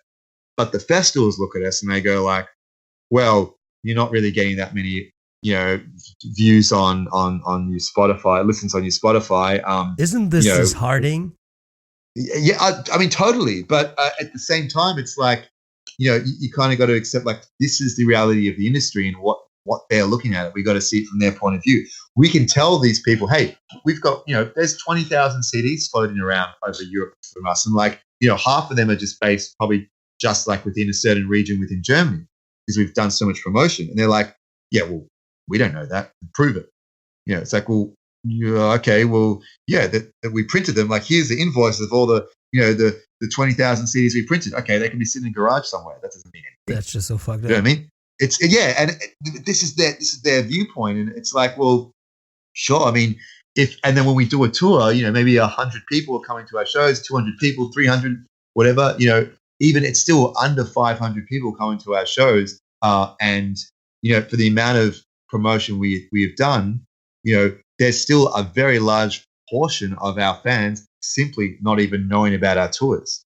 And so the ones who do come are the ones that, obviously actively are following us a lot on social media. And so when we do the posts, they see them. But there's still, I'm 100% sure there's at least half of our audience just does not know anything about, because we don't have a poster campaign. We don't have any other. We're not paying for Facebook advertising. Yeah, it's all pay to play nowadays. It's so stupid. Yeah, that's a whole nother little scam thing going on. Because we've done some posts where we paid for and done just your normal organic kind of posts, and sometimes the organic ones have outdone the responses of the paid ones. So I don't really know what to believe anymore with Facebook. Instagram's a little bit better because it's a little less kind of regulated in the way where you post something, like most people will still see it, but even that's becoming increasingly a little bit like. But it's getting there. Trust me, it's getting there. Yeah, I mean, it's for sure, in the end, it's the same company, right? It's exactly. It's all Facebook. They bought them out. Exactly. Yeah. That's so fucked up. Yeah. So I mean, these things have just made me realize, like, okay, for us to like, push forward and like, whether we go with a label or not, we need to really focus on.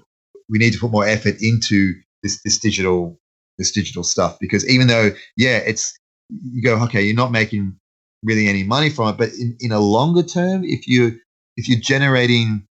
turning all those fans into active digital users and you're constantly kind of more in contact with them in that way, then you're going to have more people at your shows. Therefore, you're going to be able to sell more tickets. You're going to be able to sell more merch at the shows.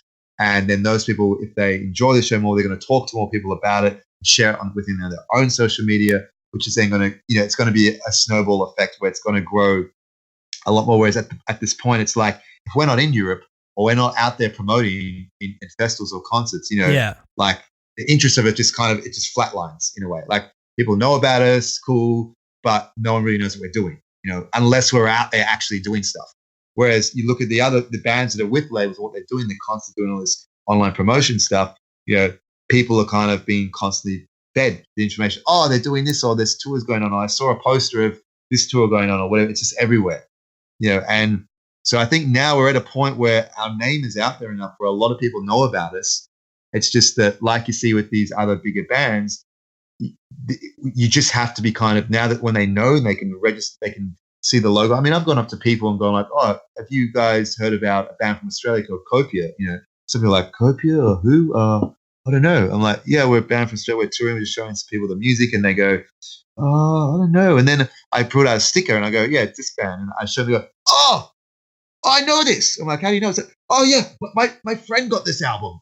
He showed me. I remember I've seen this before. Yeah. Or no, actually, I 2 years recognize ago. the artwork, right? Yeah. So, yeah. Yeah, as soon as they see the logo and that, it's like, the way, it could be whether it's my accent or the way they remember the name, or sometimes, I mean, there's bands that I even know that, like, I can't exactly remember the name, or the name just goes out of my head until I see like their logo, or maybe I hear a certain song, or sometimes they listen to it. They go, I haven't heard of COPIA. I play them, like, this song is familiar. Like, I know this.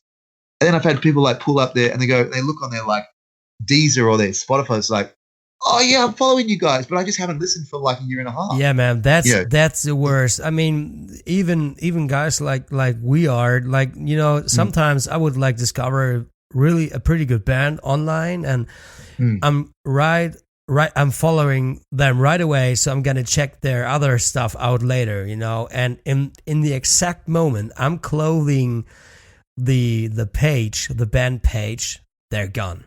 They're gone from my mind whatsoever. They're totally. I just forget about them the second I'm closing the band page, and that's the the shadow side of everyone is able to create, produce, and just put up their shit on the web. So, and everybody does it. So, that's a problem. I think that's the main problem. You're just a little. So are we. We're just like the tiniest fishes out there, in an ocean of bands.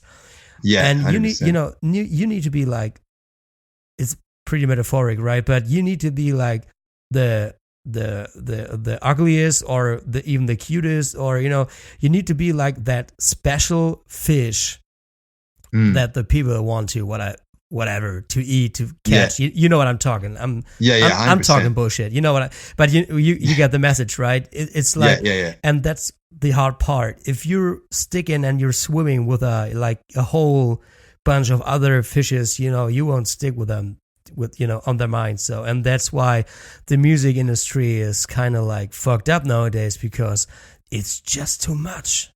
There's so much going on out there. It's like most people can't keep up, and you've got to be like constantly bombarding their social media or the posters around the area they're living in or whatever, it's a 24/7 job.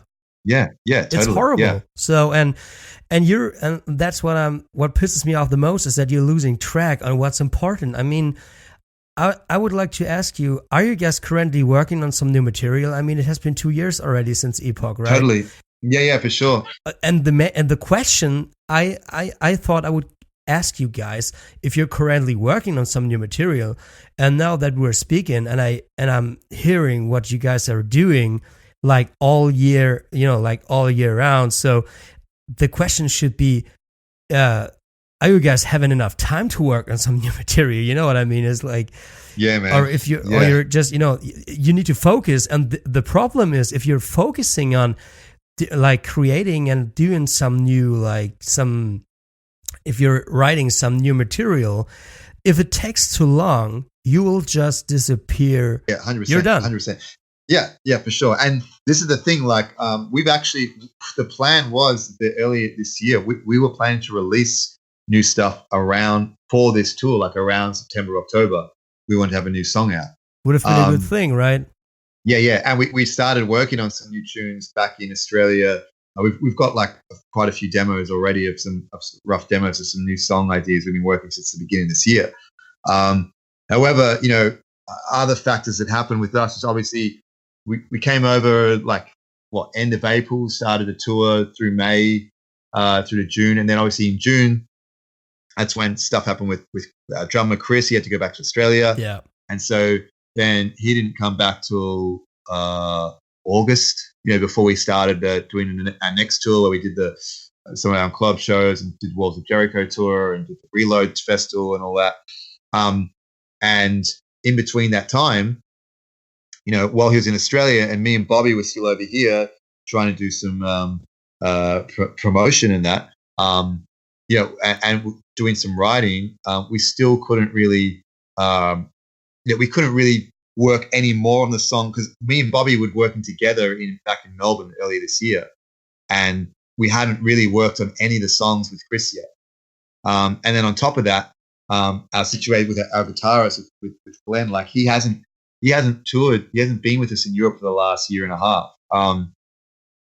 Purely, I mean, that's another big thing that's kind of changed. We haven't officially actually announced it yet, but it's not that we're trying to actually work out still exactly how to announce it. But it's a tricky situation where in his personal life, he's not able to tour Europe as much as we want to or need to. Yeah, see, yeah.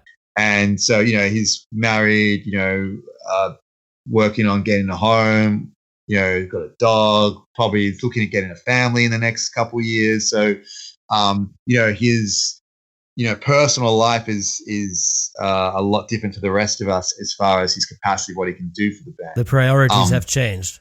So yeah, exactly. So he still wants to do it. He still wants to be part of the band, but not as bad as back in the days. So and that's enough.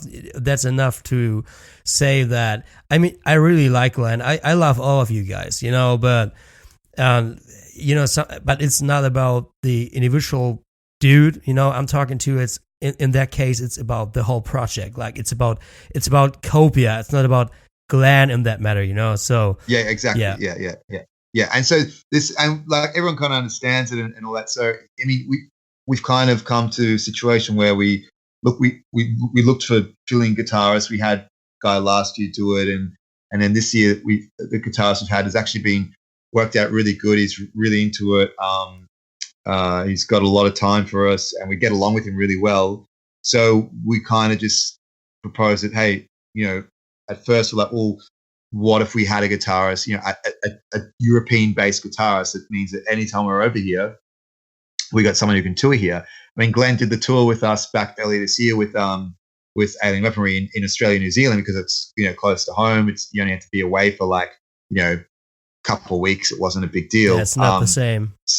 Yeah. It's not like coming, but if he was coming over here, he's kind of like maxing like a month until he has to go back. So unless there's like a back-to-back tour of like 20 shows within a month, and you know you're getting guarantees to kind of pay for your flights and all that in that time, then sure, maybe he could do something like that. But we're still not at that position where we can kind of demand those type of tours and expect that right away. So what he wants to do is, like, he still wants to be involved with the band. He still wants to kind of maybe help with writing. He still wants to jump on stage in situations where he can. But obviously, it wouldn't be anything about the money now, because he's basically staying in Australia doing this job, which he doesn't like the job. But it's, you know, it's his means to an end type of thing at this point in time. And so he would just be doing the band as purely as an enjoyment thing, like if he was coming on a tour or something like that. So if we had shows in Australia, like, you know, next year or whatever, you know, he'd still kind of want to do them. However, for us to move forward, he completely understands that, you know, even though he wants to write and all that, like, we're on other sides of the world at the moment. When I go back to Australia, sure, maybe he's got some ideas, maybe we can work on some stuff together. But ultimately, you know, to go forward at the rate we're going, we need want to have someone who we can be, you know, kind of like, you know, 24/7 kind of availability, where, you know, okay, we're spending these next 2 days writing whatever we're writing, then, you know, next week we're going to write some more, and then we're in Europe for a couple of months, and so in between the shows we want to write then. And so this whole year of planning and releasing the song has been slowed down by not knowing what's really going on with him. You know, this guitarist, you know, we met him at the start of this year in April when we came over, and he did the first tour with us. And so that was the first time we kind of, you know, would actually get along with him and seeing how he was like. And then obviously Chris went back, and then we had that void in July where we, you know, couldn't really write anything. Then in August we had the tour, and then obviously then Bobby was asked to do the fill in for the bass player of Alien Weaponry on the American tour from September through till now, pretty much. So that whole time was like, Bobby's not here, so, you know, it's like, and then Chris went back to Australia again, and Chris has just come back. Actually, he arrives today. I think he's back in Germany today. And Bobby's back in like a couple of days now. So we're going to be back again, all in the same spot. You know, for this November tour, it's going to be like, you know, the first time since, I mean, we were together in August, but it was such a short, broken up time where we were just doing the shows. And then as soon as the show is finished, you know, everyone had to go their own ways again. You know what I mean? So I feel it's kind of weird. Yeah. So, I mean, we spend more time together still probably in Europe than we do in Australia. But so for the last like 6 months, you know, it's just been this, doing these new songs it's been delayed immensely, because we actually haven't been able to work on them properly. I mean, we haven't even had a guitarist. Like, Bobby's written a lot of the guitar I've driven vocal ideas. We've gone through lyrics and stuff, but we actually haven't even jammed through one of these new song ideas properly as a full band, because it's all been kind of, you know, written with guitar on, you know, rough guitar on MIDI and what Bobby's played. And then, you know, I've done, and he's done some MIDI drums, and I've changed it. And then I've done some vocal ideas and, you know, shown Chris some of the ideas, and he hasn't even really gone through and changed the drum parts, because when he's back in Australia, he's been working like doing crazy shifts, working freaking 12, 13 hours a day or something like that.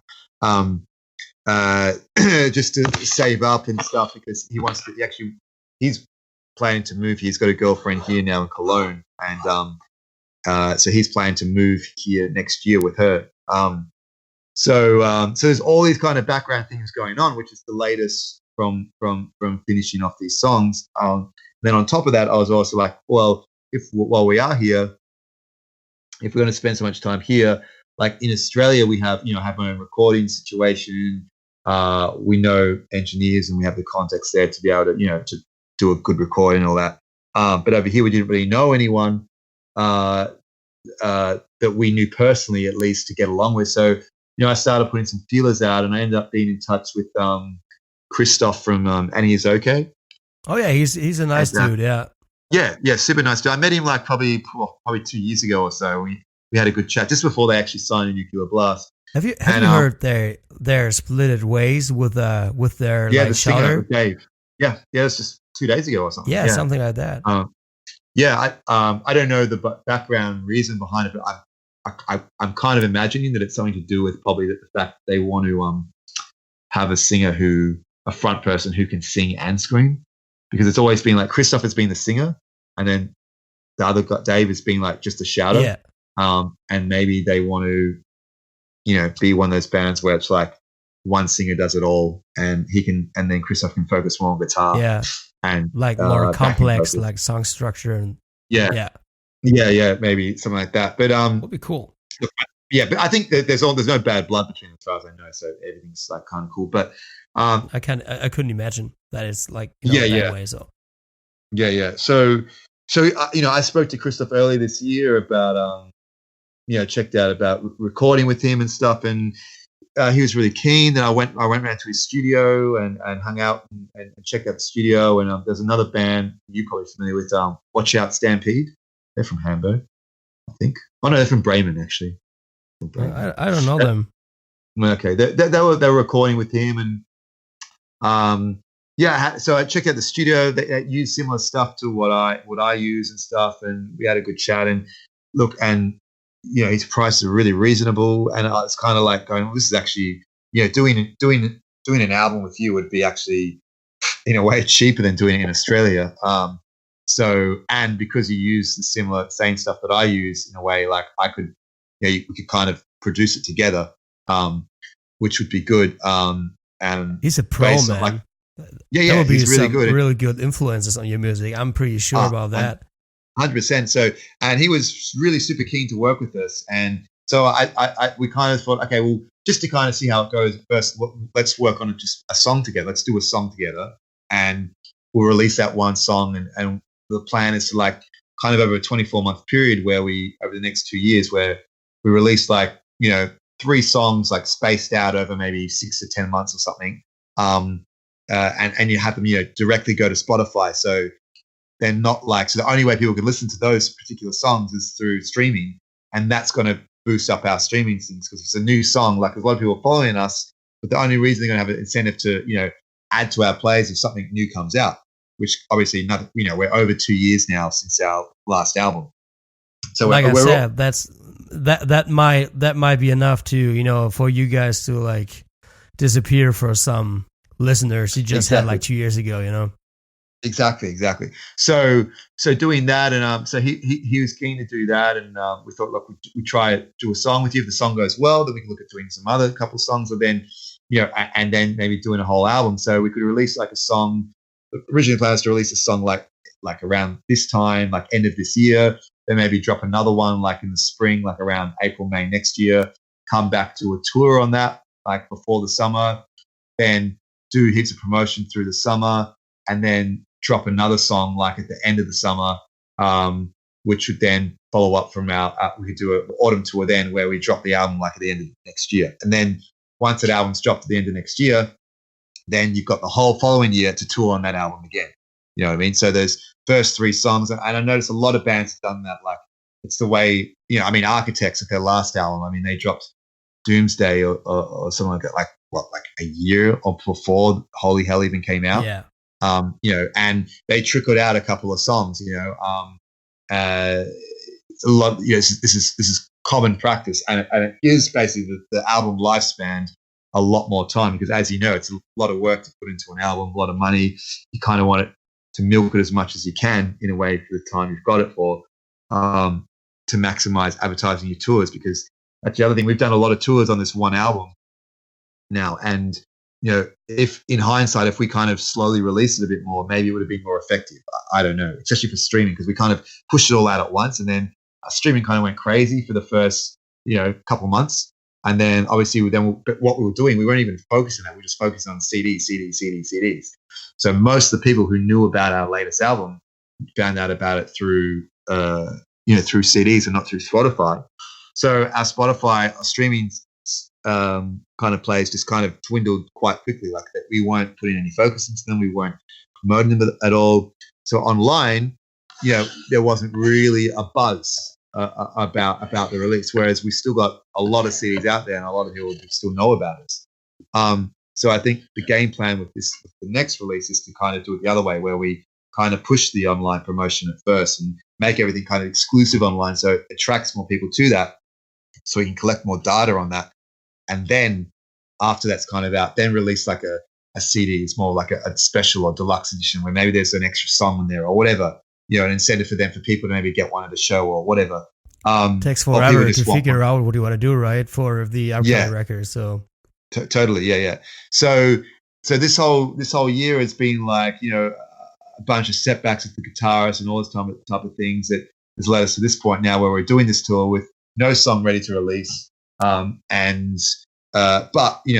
would probably, Christoph was super flexible in saying that he's happy. He's like, man, I get your situation. I explained to him everything. He's like, just let me know when you're ready and we'll do it. I'm sure we can make it work. I just said, he's a professional through and through. Yeah, totally, man. So I think, and now that we've just kind of, as I was saying just before, I kind of went on this tangent that, we haven't announced it officially, but the guitarist that we're working with in Germany now, like, he's going to become the new guitarist in COPIA. So you heard it here first. Yeah, sure.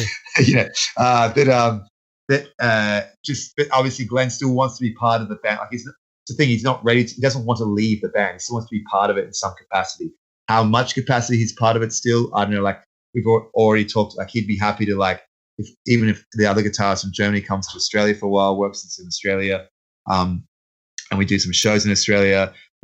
He's happy to, like, we can do shows as two guitarists. Like, they're happy to do that. Yeah. So sounds whatever.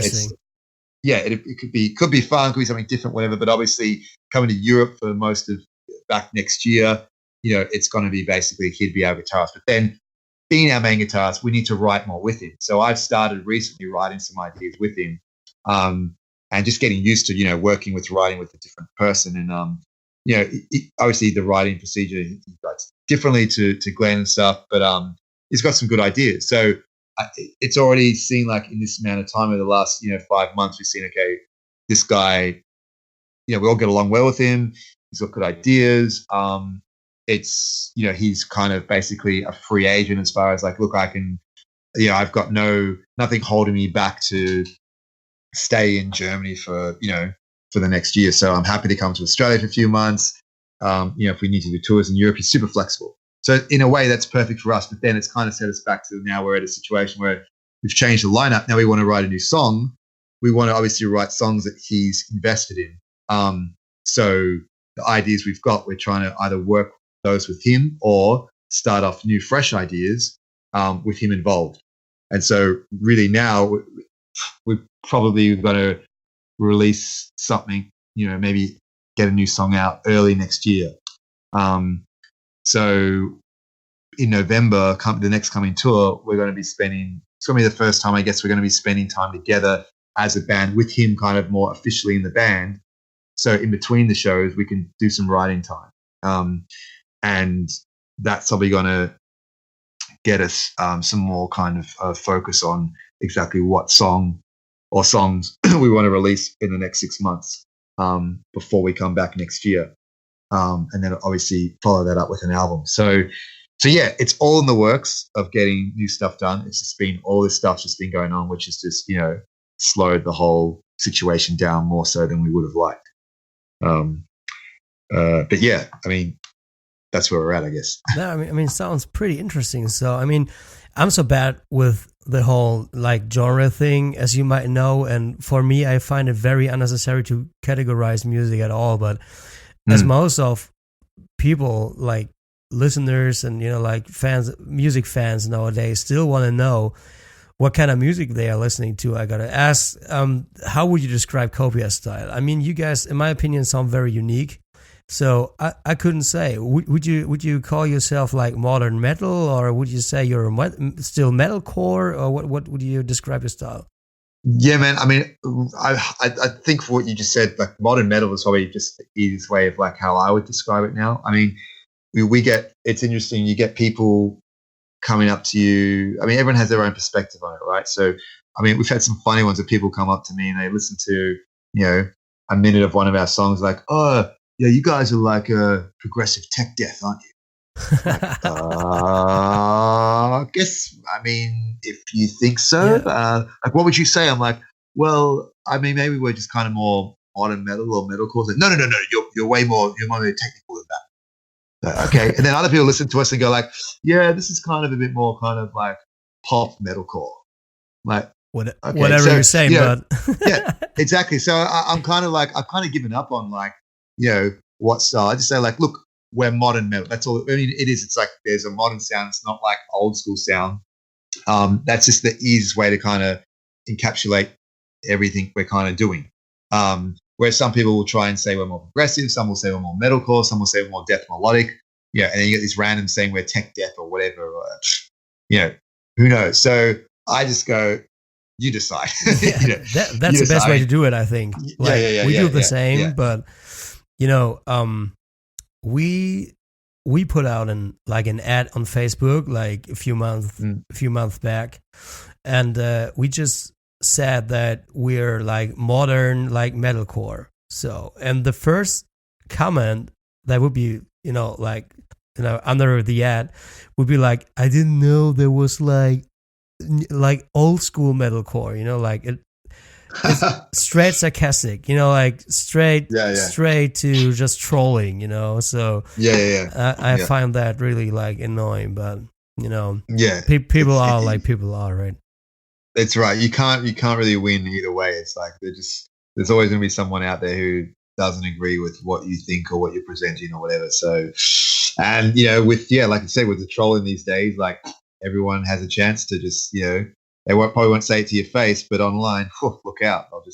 They'll say whatever they feel like. That's no matter how much sense it makes. What annoys me the most are people they're coming up to you like to your merch table after you just had the best show, like you're pumped up, you're going to your merch table and you're like, hell yeah, let's talk to the people. I'm hungry for some feedback. And the first person that comes up are, you guys are pretty good, but I couldn't understand a thing because you're screaming all the time. And I was like, dude, you're at a metal at a fucking like metal show. What did you expect out of a underground metal show?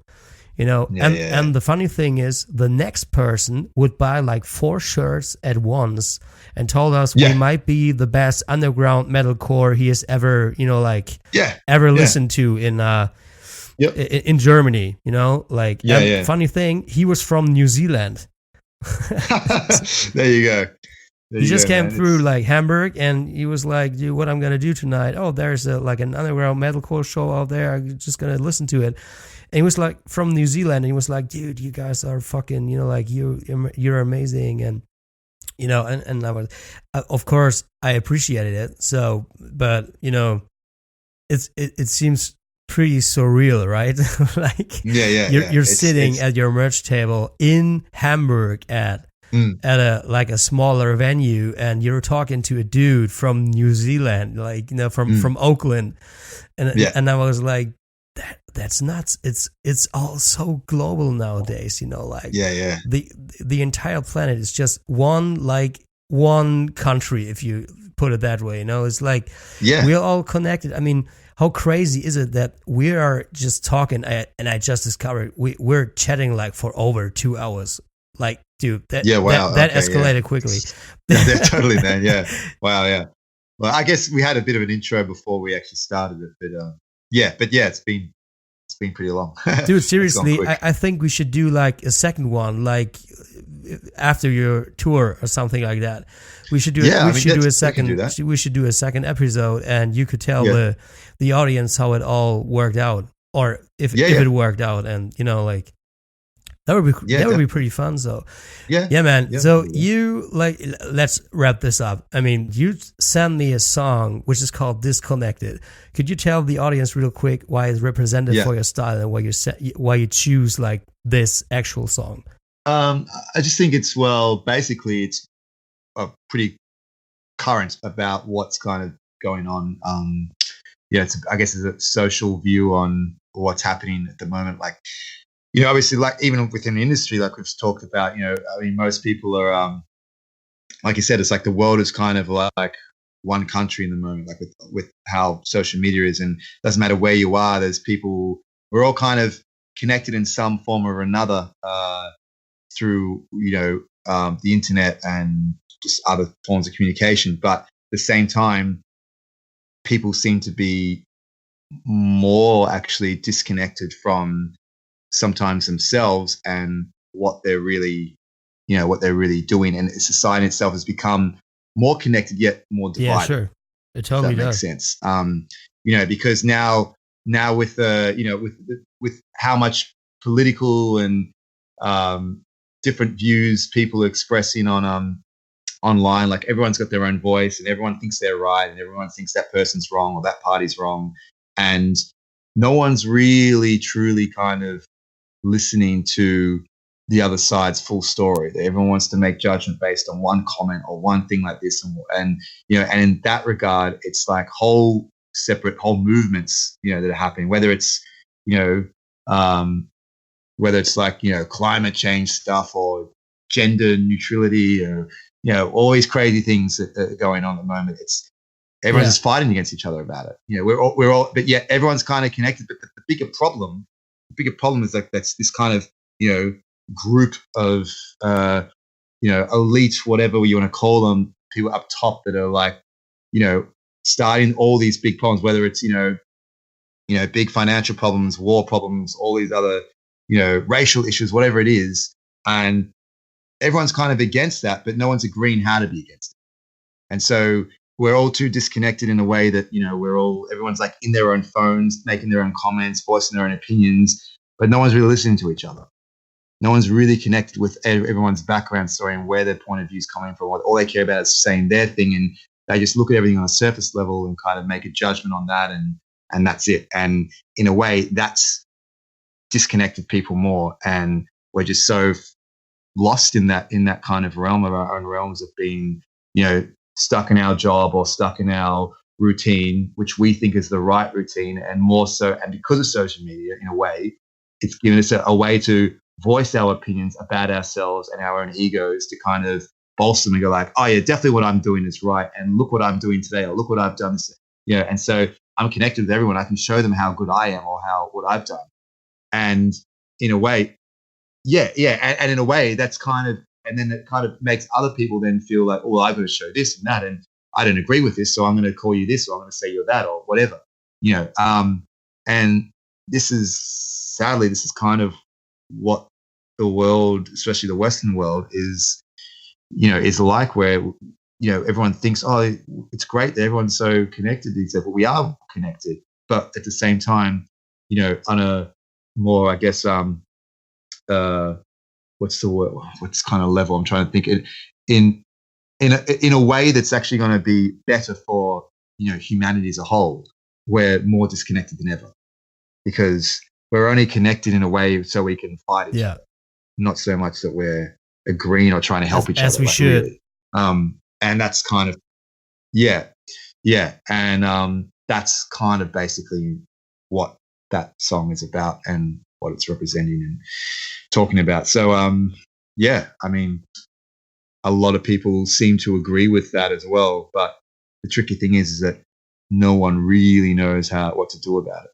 So it's also asking the question of like, can we actually Yeah, sure. Can we solve this problem? So you heard it, folks. That's it for today, for this episode. Thank you so much for being on my show. It's been a real blast, and I'm really looking forward to the second part of our conversation, right? Yeah, no problem, man. Yeah, anytime. Like as soon as, we can do it. Probably, as soon as I finish the tour, I guess. So yeah, guys, here for you, Disconnected by COPIA.